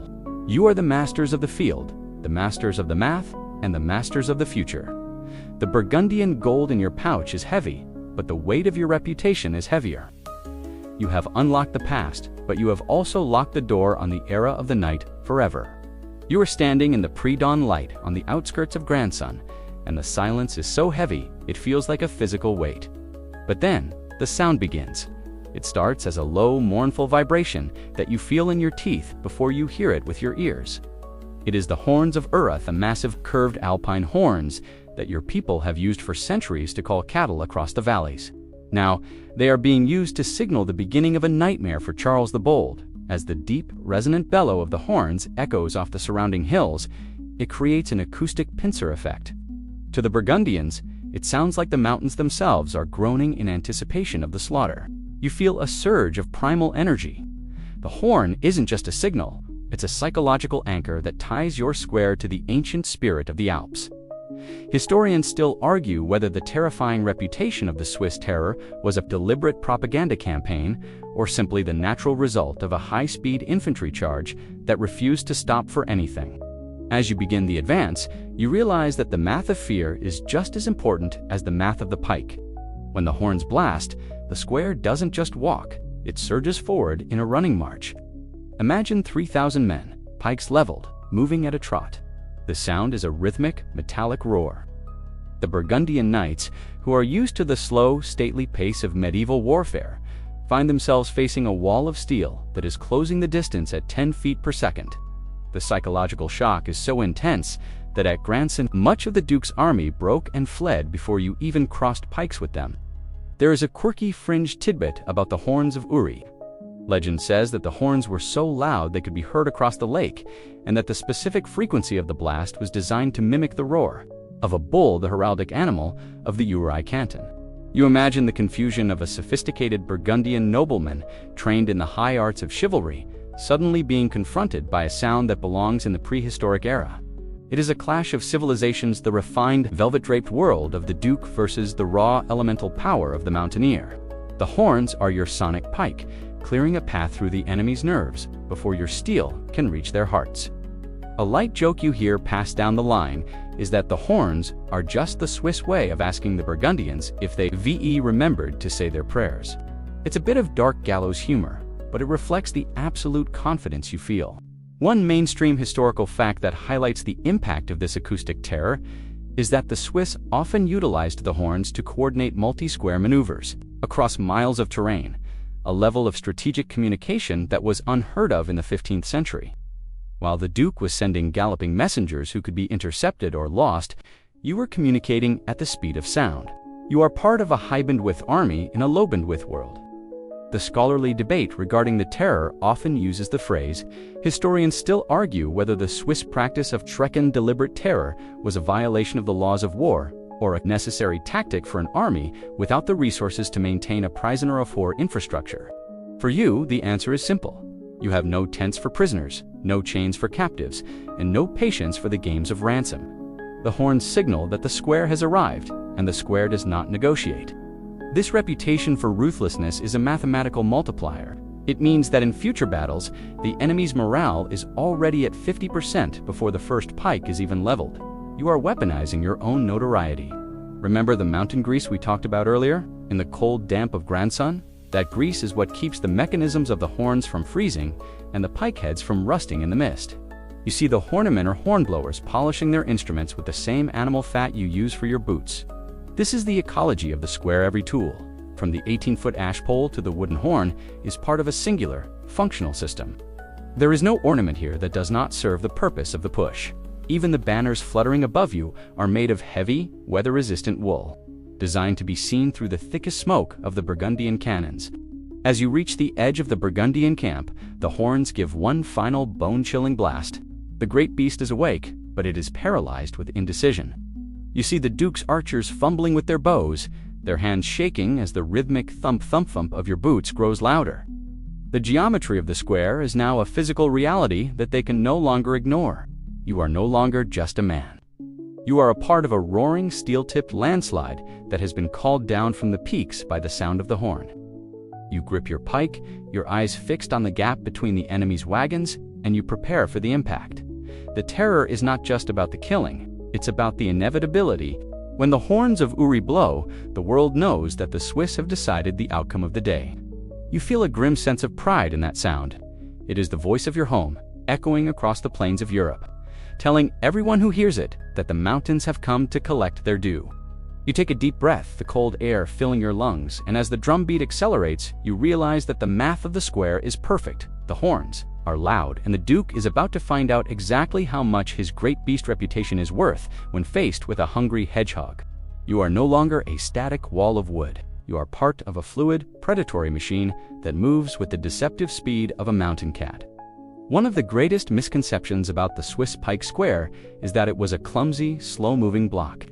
In reality, the math of the Gewirte-Ordnung allows for a level of maneuverability that defies its 3,000-man mass.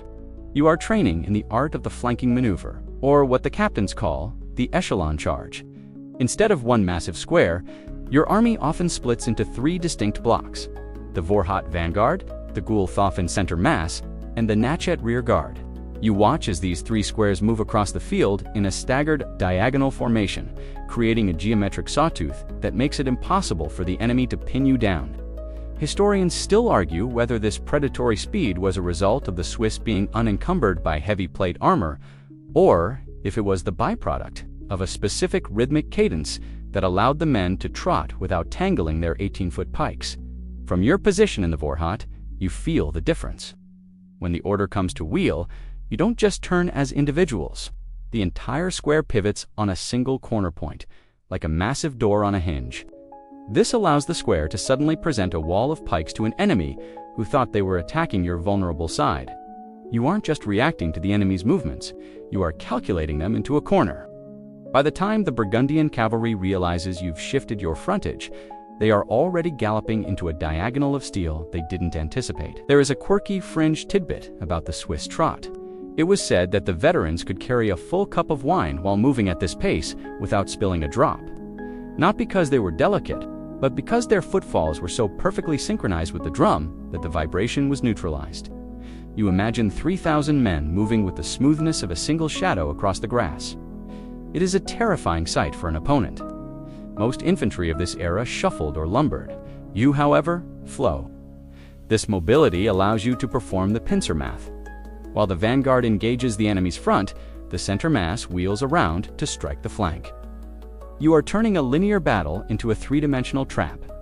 A light joke among the scouts is that the Swiss don't march to war.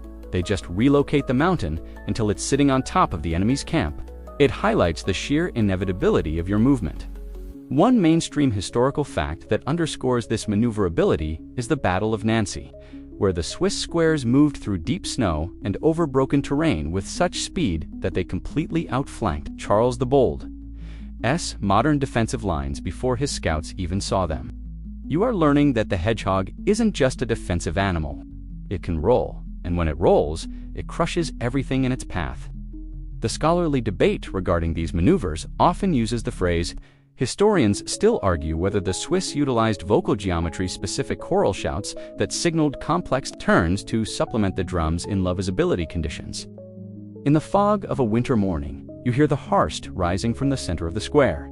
It's not a scream, it's a rhythmic tonal signal. It tells you exactly when to shorten your stride and when to brace for a 4 or 5 degree shift. You are part of an acoustic network. The square is aware of its surroundings in a way that individualistic knights, trapped in their echoey helmets, can never match. You see the world? They only see the slit in their visors. Remember the mountain grease we've talked so much about? In these flanking maneuvers, it is applied to the pivotmen's boots. The men at the hinge of the square have to turn on a dime while under immense pressure from the rest of the formation. You see them digging their heels in, acting as the anchor for the entire 3,000-man door. If the hinge holds, the square swings with the force of a falling tree. If it slips, the geometry shatters. You realize that your survival depends on a few square inches of leather and the friction of the earth. It is a high-stakes game of physics played out in the mud of a foreign field. As you complete the wheeling maneuver and see the enemy's exposed flank, a sense of grim excitement ripples through the ranks. They were expecting a slow, hidden collision. Instead, you have appeared at their side like a ghost made of iron. The pikes are leveled in a single, terrifying Moschina horizontal line of death that extends for 50 yards. You aren't just a soldier. You are a coordinate in a shifting, lethal graph. The math of the flank is simple. The enemy cannot fight what they cannot face. By the time they try to turn their own lines to meet you, Your vanguard has already begun the push. You grip your pike, your knuckles white against the ashwood. The drums shift to a faster, more aggressive beat. You take the first step of the charge, feeling the weight of the men behind you pushing you into the enemy side. Stationary square is a myth. You are a kinetic force, a mountain that has learned how to run. And as you close the final few yards, you realize that the most dangerous thing about the Swiss is that they are impenetrable. It's that they are everywhere at once. You are standing in the middle of a swirling melee, and for the first time, you are looking at armor not as a symbol of status, but as a failed engineering project. Throughout the 15th century, the white armor of the Burgundian and Italian knights reached its peak smooth, fluted, and heat-treated steel, designed to make any blade or arrow glance off harmlessly. But the Swiss pike square doesn't care about glancing. You are learning the physics of armor versus velocity. When your square charges at a trot and you level your 18-foot ash pole, you aren't just poking at the enemy. You are delivering the concentrated kinetic energy of a 3,000-man mass into a steel point the size of a thumb. Historians still argue whether the Swiss pikes were specifically designed to punch through plate armor, or if they were intended to pin the knight in place so the halberdiers could finish him off. From your perspective, it's both. You've felt the sickening pop as a pike tip finds a flat surface on a breastplate and simply refuses to slide. Because the ashwood is so long and the mass behind you is so great, the energy has nowhere to go but forward. Even if the steel point doesn't penetrate the plate, the blunt force trauma is enough to cave in a chest or shatter a collarbone. The knight isn't being cut. He is being hydraulically crushed by a human machine. There is a quirky, somewhat gruesome tidbit about the Swiss spike.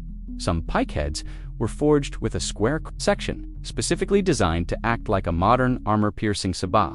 Unlike a flat blade, which might bend or skip, the square spike focuses all the pressure on 4 sharp corners. You've seen these tips punch through high-quality Milanese steel as if it were parchment. It's a terrifying reminder that no matter how much gold you spend on your invincibility, the simple math of pressure force divided by area P equals Fa will always find a way in. To the Swiss, a knight in plate is just a very shiny problem that requires a very pointed solution. A light joke among the veterans is that plate armor is just a slow cooker for the nobility. Keeps them warm while you reworking, and it keeps them contained once you've won. It's a way of demystifying the terrifying image of the ironclad warrior. One mainstream historical fact that underscores this is that at the Battle of Nancy, many Burgundian nobles were found with their helmets literally crushed into their skulls by the sheer force of the Swiss push. The armor actually became a hazard. Once it was deformed by a pike strike, the wearer couldn't breathe or move, effectively trapping them inside a metal coffin while the battle raged on around them. The scholarly debate regarding this armor death often uses the phrase, historians still argue whether the Swiss intentionally targeted the joints of the harness, the armpits and visors, or if the density of the pikes made such precision unnecessary.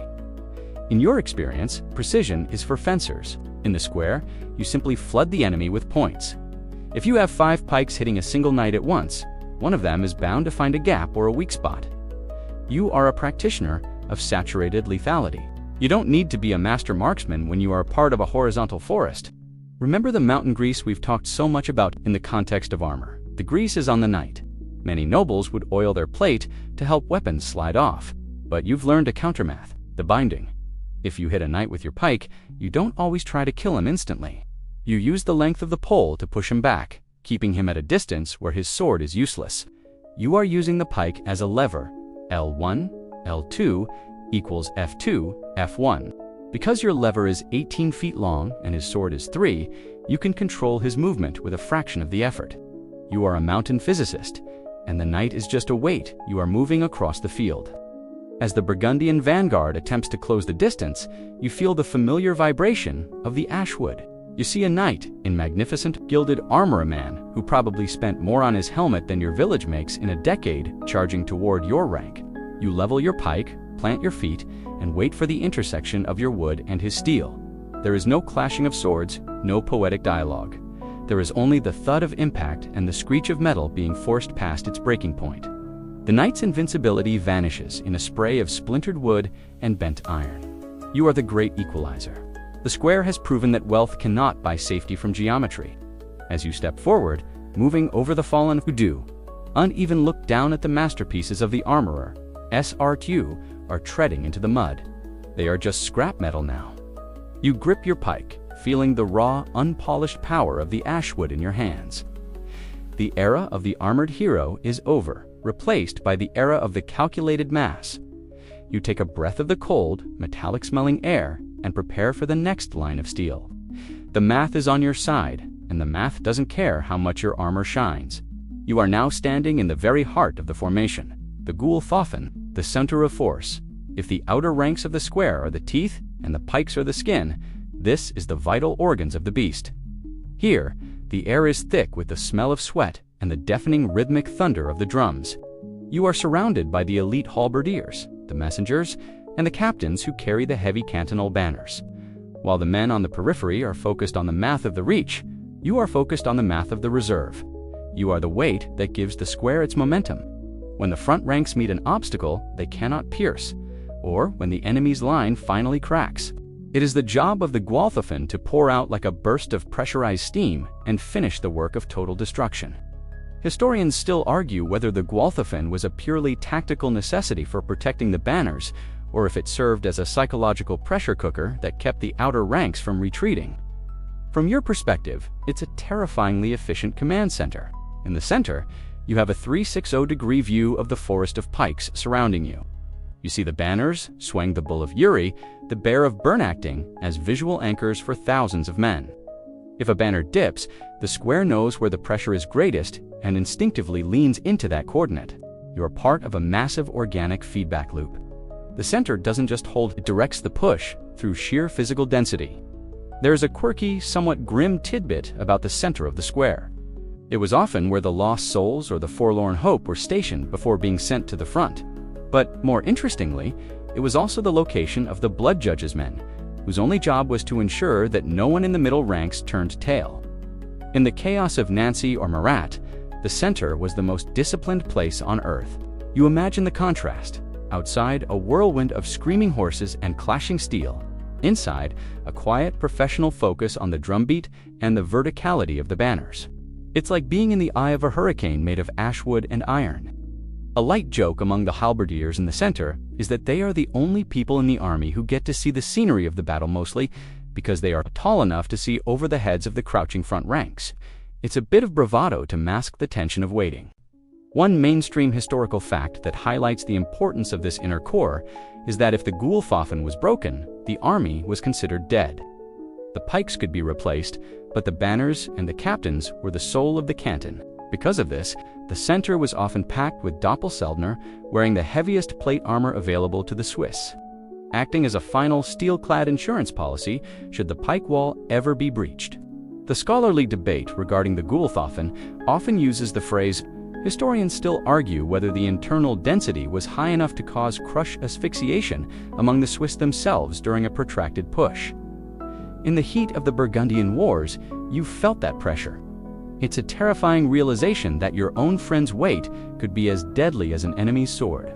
You learn the center step, a way of bracing your feet to create pockets of space. You are part of a delicate balance between mass and mobility. If the center is too loose, the square is weak.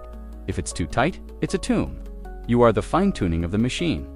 Remember the mountain grease we've discussed? In the center, it's used to keep the leather straps of the banner supple. A snapped strap in the wind could mean a fallen banner, and a fallen banner could mean a panicked square. You see the banner Heron banner bearers guarding their cloth with a ferocity that borders on the religious. To lose the banner is to lose the math. It's the coordinate that tells every pike which way is forward. You are learning that symbols are just as functional as steel when you are trying to coordinate 6,000 minds in the dark of a winter morning. As the command finally comes for the center to surge, you feel the Gulthaufen begin to expand. The pikes in front of you part like a curtain, and you, the halberdier, rush into the gap. You aren't poking anymore. You are hacking, hooking, and clearing the debris that the pikes have stalled against. The transition from the static center to the active killer is a rush of pure adrenaline. You are the impact at the end of the push. The square has delivered you to the heart of the enemy's formation, and now it's time to show them why the Swiss kept the axe heads in the middle. You grip your halberd, the cold iron heavy in your hands, and step over the line of broken pikes. The Gulthofen is no longer a reserve. It is the weapon itself. You feel the weight of the square at your back, a literal mountain of men pushing you into the enemy's throat. The math of the square has done its job. It has brought the hedgehog's heart to the great beast's neck. Now, there is no more geometry, no more calculus. There is only the rhythmic swing of the axe and the knowledge that, as long as the center holds, the Swiss cannot be defeated. You find yourself standing in the middle of a vast, flat plain, but your mind keeps returning to the sea. It sounds strange for a mountain dweller, but as you master the higher-level maneuvers of the square, you realize that you aren't just an infantryman. You are a sailor on a land galley. The captains, many of whom have seen the great warships in the Mediterranean, begin to describe the square using naval terminology. The pikes aren't just spears, they are the oars of a massive vessel. The vanguard is the prow, the rearguard is the stern, and the Gulthofen is the heavy, stable hull. You are learning naval tactics on dry land, a way of navigating the chaotic waves of enemy cavalry and infantry with the same rudder-like precision as a Venetian warship. Historians still argue whether the Swiss consciously modeled their large-scale movements on naval galley formations, or if the similarities were a natural byproduct of managing a massive, rigid object in a fluid environment. From your position, the comparison is perfect. When a wave of cavalry crashes against your side, you don't break. You buoy through the impact. You feel the formation tilt and shift to absorb the energy, just as a hull displaces water. This is the math of fluid dynamics applied to human flesh.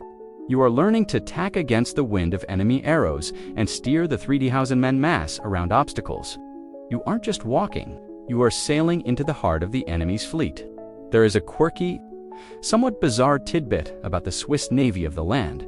Some chronicles suggest that Swiss scouts would climb to the very top of the vertical pikes in the center of the square, held steady by 4 or 5 strong men to act as crow's nest lookouts.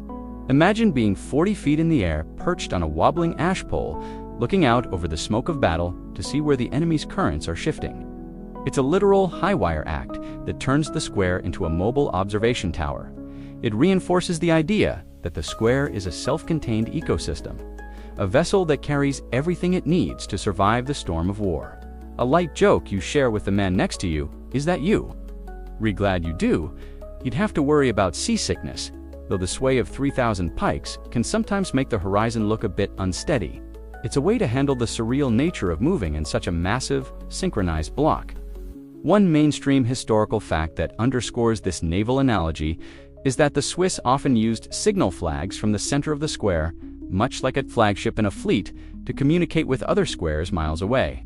This allowed for a coordinated multi-ship attack where squares would move in a naval linear straddle, crossing the enemy's T and delivering a devastating broadside of leveled pikes.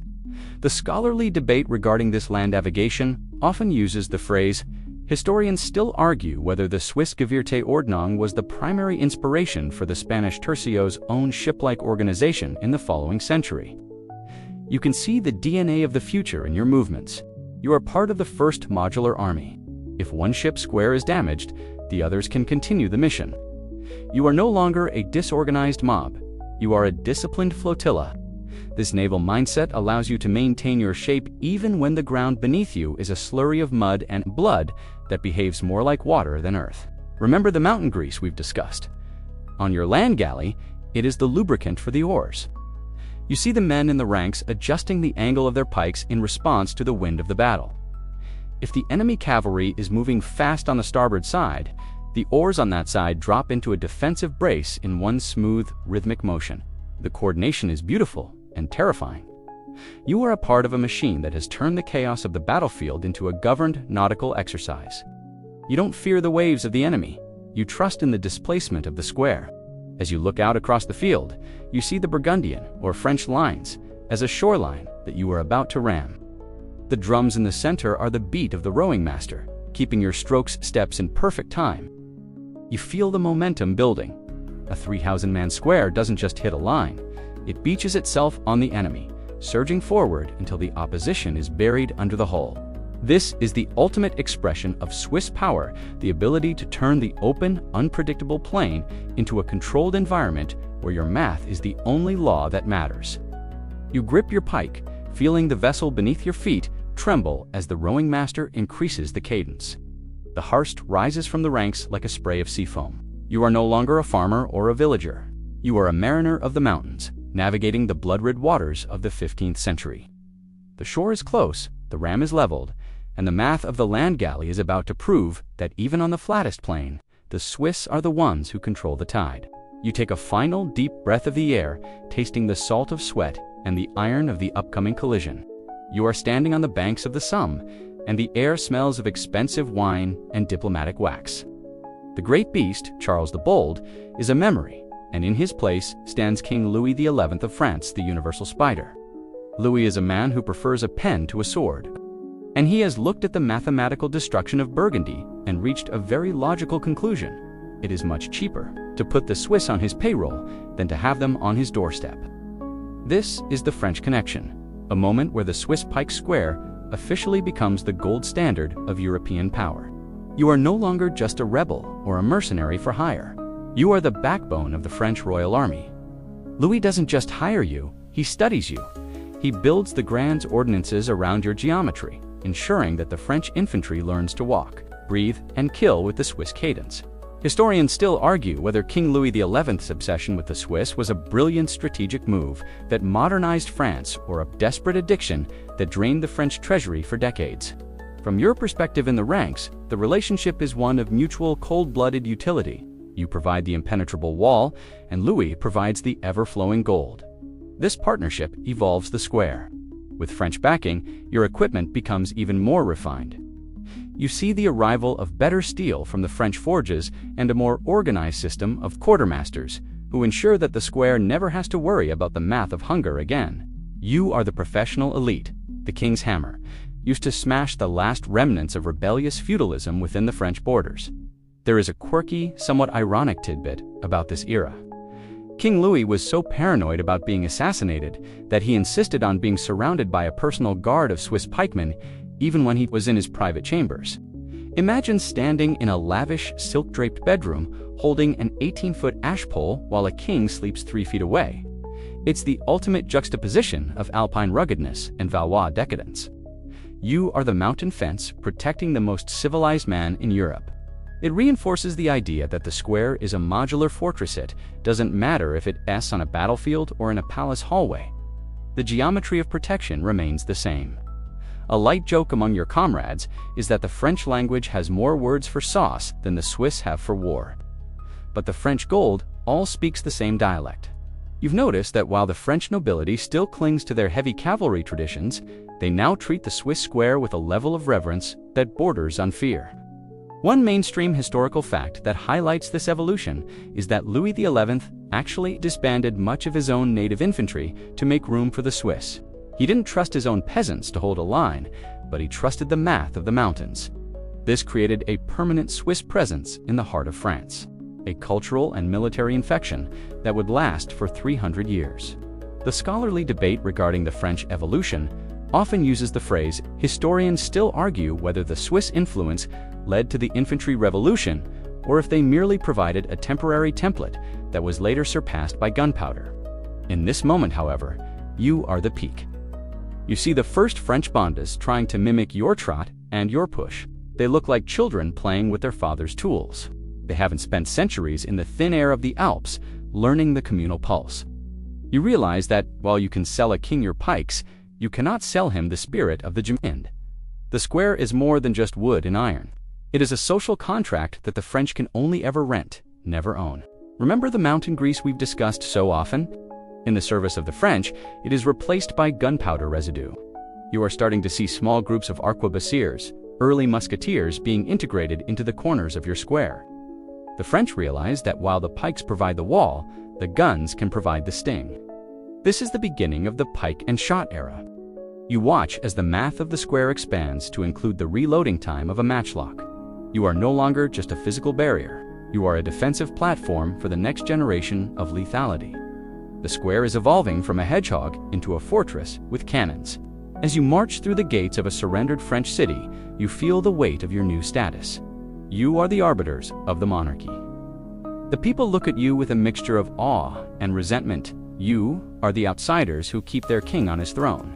You grip your pike, its ashwood shaft now polished and inscribed with French markings, and maintain the steady thump-thump-thump of the drum. The French Connection has turned your mountain survival tactic into a global industry. You are no longer fighting for the freedom of your valley. You are fighting for the stability of a kingdom. You take a breath of the rich, heavy air of the French plains. The mountains are far away, but you carry them with you in every step of the Gewirteordnung. The Spider King may be the one pulling the strings of Europe, but you are the wood and iron that ensures those strings don't snap. The math of the square has become the language of power, and as long as the French king has gold, the Swiss will be there to translate that power into victory. You prepare for the next campaign, knowing that the hedgehog has found a very comfortable, very lucrative home in the heart of the most powerful kingdom on earth. You are standing on a ridge in the Holy Roman Empire, and for a moment, you think you're looking into a mirror until you notice the feathers. Looking across the valley, you see a rival formation that looks suspiciously like your own, but it's an explosion of neon silks, puffed sleeves, and hats so large they could double as umbrellas. These are the Landsknechts. They are the German response to the Swiss problem, a force raised by Emperor Maximilian I. To prove that the Germans could do the math of the square just as well as the Swiss, but with more flair and fewer Alpine accents, you feel a surge of genuine professional annoyance. They've copied your 18-foot pikes, they've copied your Gewirte, and they've even copied your bad war shoving matches. This is the beginning of a centuries-long rivalry that will turn the battlefields of Europe into a grim competition of who can hold the square the longest. Historians still argue whether the Landsknechts were a superior fighting force due to their more modern organization, or if they were merely a budget version of the Swiss who relied on flamboyant clothing to mask their lack of communal spirit. From your perspective, it's a matter of intellectual property theft. The emperor literally hired Swiss veterans to train his first regiments, effectively open-sourcing your secret mountain math. But there is a key difference. The Landsknechts are individuals bound by a paycheck and a code of air honor. You are a community bound by blood and the gemine. When the pikes meet, it's not just a battle, it's a theological debate over whose geometry is more authentic. There is a quirky, somewhat ridiculous tidbit about this rivalry. The two groups hated each other so much that they engaged in what became known as Schlechten Krieg, bad war, where all the traditional mercenary rules were thrown out the window. Usually, mercenaries respected each other enough to take prisoners. Not here. If a Swiss square met a Landsknecht square, it was a fight to the absolute finish. You imagine the scene: two identical blocks of pikes, one dressed in rugged wool and the other in slashed rainbow silk, grinding into each other until one simply ceased to exist. It's a literal clash of the clones, where the only way to prove you read the original is to kill every copy in front of you. A light joke that ripples through the Swiss ranks is that you can always tell a Landsknecht because he spends more time at the tailor than at the drill field. It's a way to dismiss the very real threat they pose. One mainstream historical fact that underscores this rivalry is the Battle of the Bikoka, where the Swiss, frustrated by the presence of their German imitators, launched a reckless, unsupported charge just to prove they were still the masters of the push. It was a moment of ego over math, and it cost the Swiss dearly. You are learning that when your secret weapon is no longer a secret, the math changes. It's no longer about having the best formation. It's about who has the most discipline when the formation meets its equal. The scholarly debate regarding the Landsknechts often uses the phrase, historians still argue whether the Landsknechts Doppelsoldner, with their Tiohanded Zuahander swords, were more effective at breaking the pike wall than the Swiss halberdiers. You see them now giant men in the front ranks, swinging 6-foot swords in massive arcs, designed to lop the heads off your pikes. It's a terrifying countermath. If they can shorten your pikes by 3 feet, your reach advantage vanishes. You respond by tightening the mesh, ensuring that for every sword swing, there are 3 pike tips waiting to find the swordsman's chest. It is a high-speed game of rock percursors played with sharpened steel. Remember the mountain grease we've discussed? For the Landsknechts, the grease is their legal status. The emperor granted them Freiheit, freedom from sumptuary laws, which is why they look like a carnival. But for you, the grease is still the harshly collective shout. When you see the Germans approaching, your square lets out a roar that comes from the lungs of the Alps. It's a reminder that you were the first. You were the ones who broke the great beast. You are the old guard of the square, and these peacocks are just playing dress-up in your father's armor. As the two formations draw closer, you see the Landskog's banners vibrant, complex, and full of imperial symbolism. They lack the simple, terrifying clarity of the Bull of Uri. You grip your pike, feeling the familiar weight. The drums of both sides begin to overlap, creating a chaotic, polyrhythmic thrumming that makes the very air vibrate. This is the duel of the squares. You aren't fighting a knight or a king today. You are fighting the mirror image of your own power. The math is identical on both sides of the field. The only variable left is the human heart. You take a step forward, the storm step beginning to accelerate.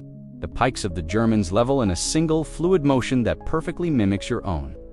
You realize that the hedgehog has evolved. It now has a rival predator. The era of the Swiss as the sole masters of European warfare is ending, but the era of the pike square is only reaching its most brutal, symmetrical peak. You take a breath, feeling the push of your kinsmen at your back, and prepare to show the clones exactly why you do need silk and feathers to win a bad war. The rhythmic thumping of the drums is still there, and the weight of the 18-foot ash pole still bites into your shoulder, but there's a new sound on the breeze, a sharp, sudden crack like a lightning strike, followed by a thick, sulphurous cloud of white smoke. You are standing in the middle of a square that is slowly realizing the math of the universe has shifted. This is the arrival of the arquebus, the early matchlock firearm. At first, you and your kin laughed at these thunderstrokes. They were slow to load, inaccurate, and frequently exploded in the user's face. But as you march across the fields of Italy in the early 1500s, you notice the cracks in your impenetrable geometry aren't being made by pikes or swords, but by lead balls the size of marbles. The hedgehog is no longer dealing with a predator that has to touch it to kill it. Historians still argue whether gunpowder was the immediate death of the pike square, or if the two lived in a century-long, awkward marriage of necessity. From your perspective, it's a terrifying new variable in the equation. A knight's lance had a fixed length. A pike had a fixed reach. But a lead ball, it doesn't care about the depth of your 60 ranks. It can pass through the first man, the second, and lodge itself in the third, turning your human hydraulic press into a liability. You see the Spanish and the French beginning to sleeve your squares with wings of musketeers. You are the wall, providing a safe haven for the gunners to retreat into while they reload their cumbersome weapons. You have become the shield for a weapon you don't even fully understand yet. There is a quirky, somewhat grim tidbit about the early interaction between pikes and guns. Swiss veterans were known to intentionally tilt their pikes toward the muzzle flash of an arquebus, believing that the vertical forest of wood could actually deflect the lead balls, or at least break the wind of the shot. While mathematically dubious, it shows the psychological desperate-teaser phase you're entering. You imagine standing there holding a stick of wood, trying to catch a bullet that travels faster than sound. It is a moment of transitional madness. You are a 14th century solution trying to survive a 16th century problem, a light joke that begins to circulate, usually among the younger, more cynical recruits, is that the pike is now just a very expensive, very heavy resting stick for the gunners. It's a bitter humor. One mainstream historical fact that highlights this shift is the Battle of Cerignola in 1503, often cited as the first battle in history won by gunpowder. The Swiss and French charged a line of Spanish arquebusiers behind a ditch, and for the first time, the push never happened. The square was dismantled before it even touched the enemy. The shock was no longer yours. It belonged to the man with the match and the powder. The scholarly debate regarding this era often uses the phrase.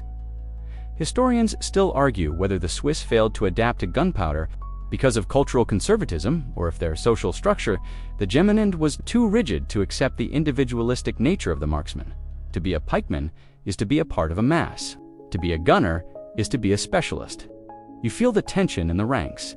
The veterans despise the cowardly gunners who kill from a distance, but the casualties don't lie. You are learning that the math of the square is being superseded by the math of the volley. Remember the mountain grease we've talked about? Now, the air is filled with serpentine, the foul-smelling, slow-burning cord used to ignite the guns. It gets everywhere. It ruins the taste of your bread and clings to your wool tunic. Your clean mountain geometry is being smudged by the soot of a new age. You see the captains frantically trying to adjust the drill.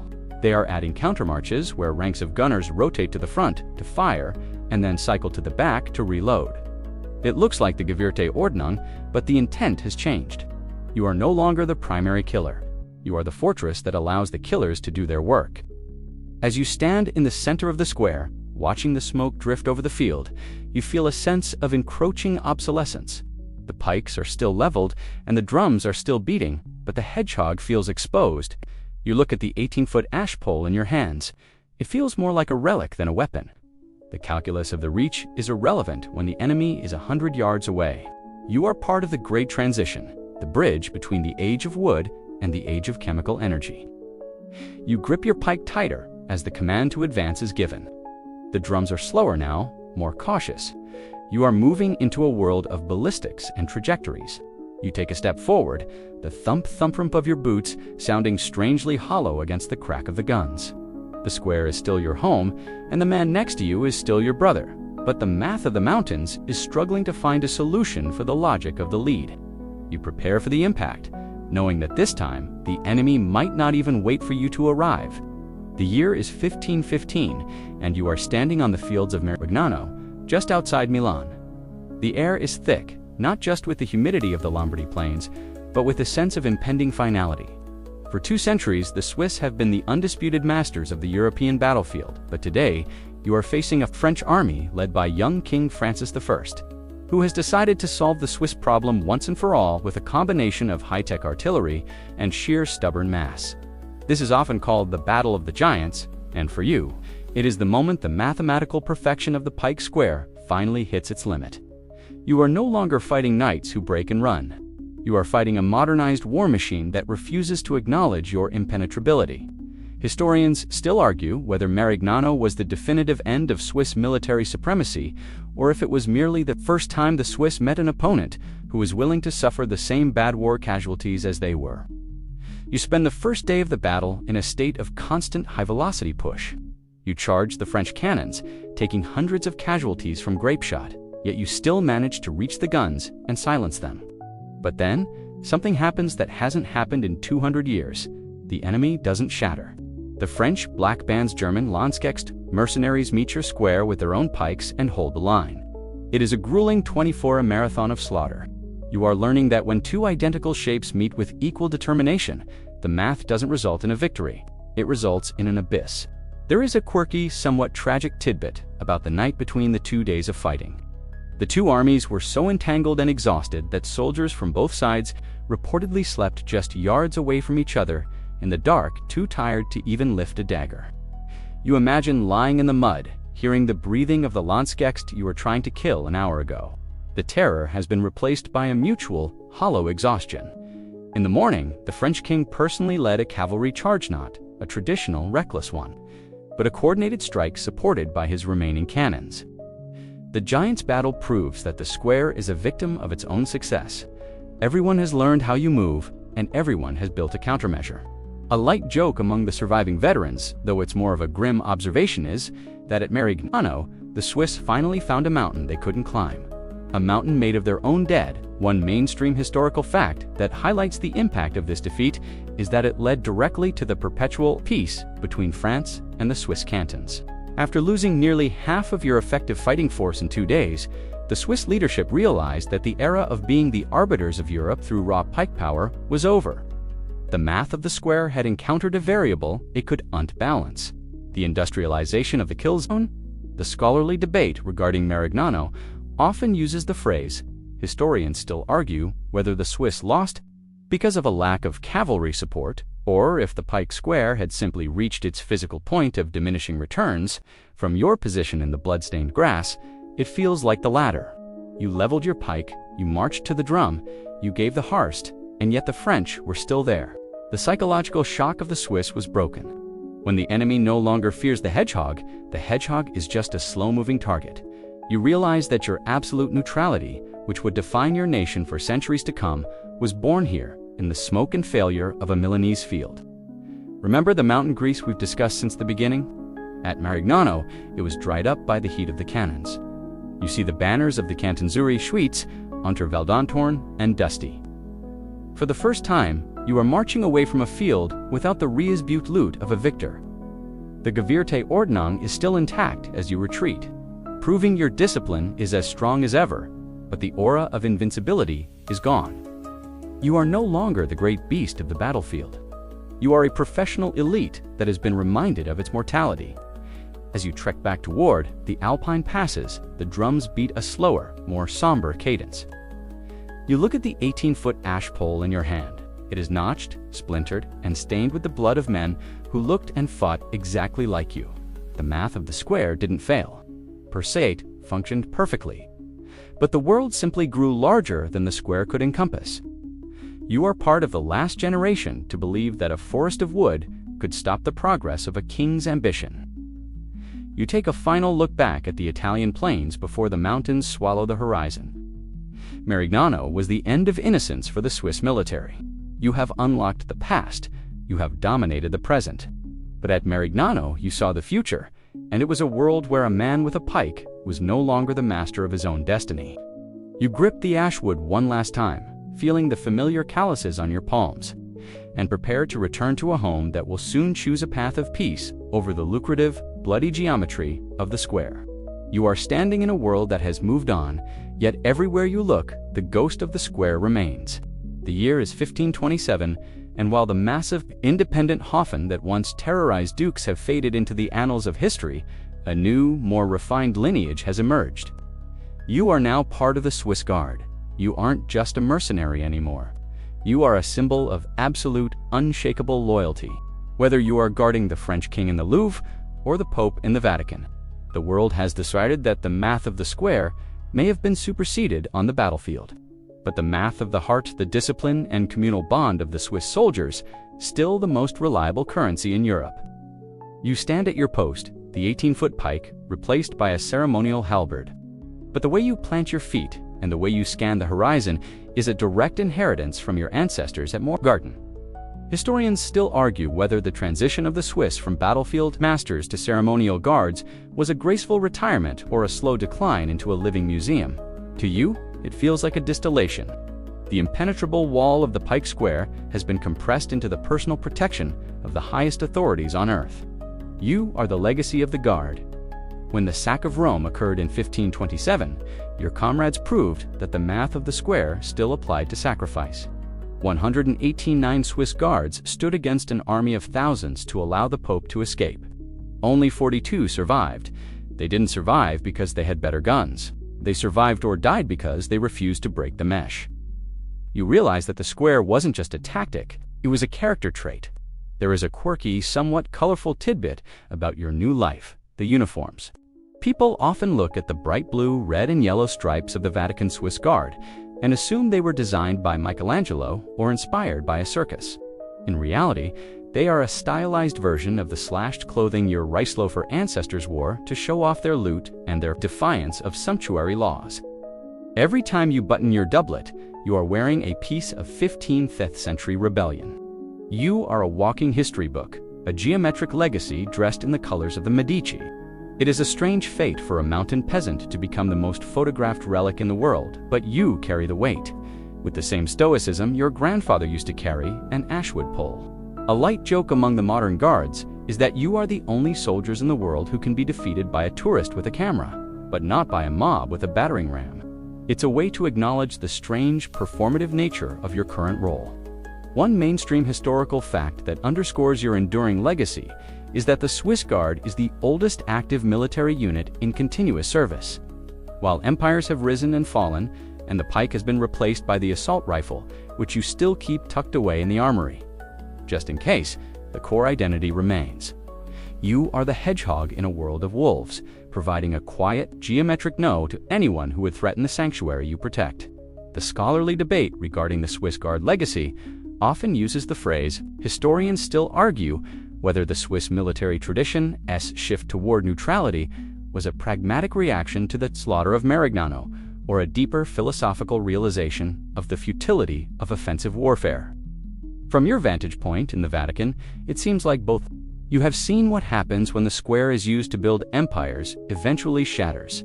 But when the square is used to protect a fixed point, it becomes eternal. You have unlocked the secret of defensive peace.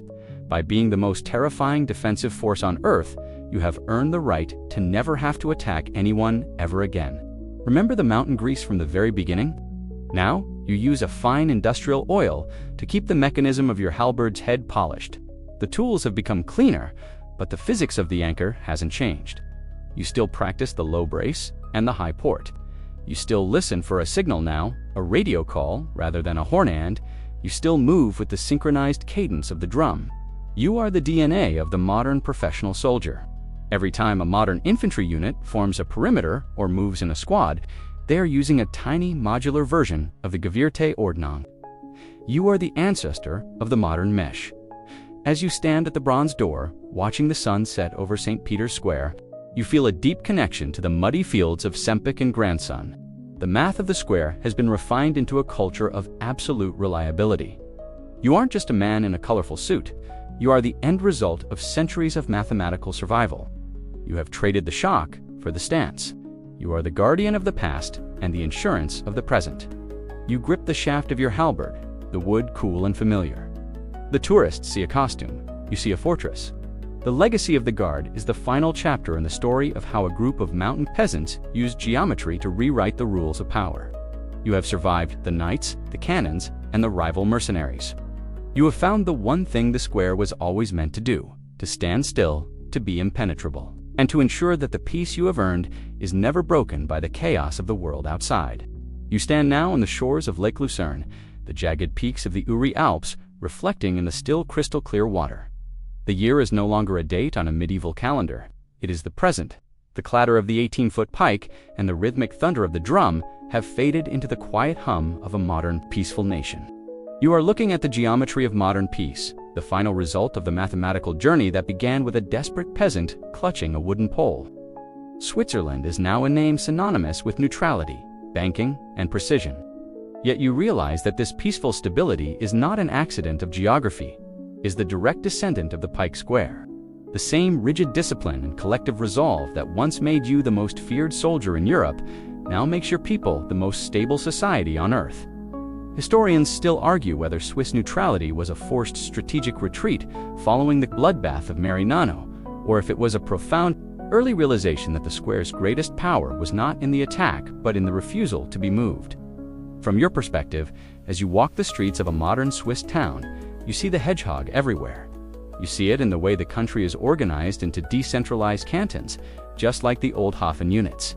You see it in the universal military service, where every citizen still knows where their pike, now a modern rifle, is stored.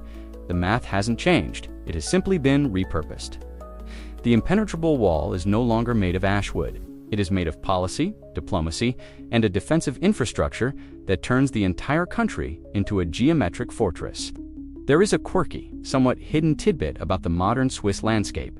To this day, many of the bridges, tunnels, and highways you see are prairie-rigged with demolition charges. It is the math of the bottleneck taken to its ultimate technological conclusion.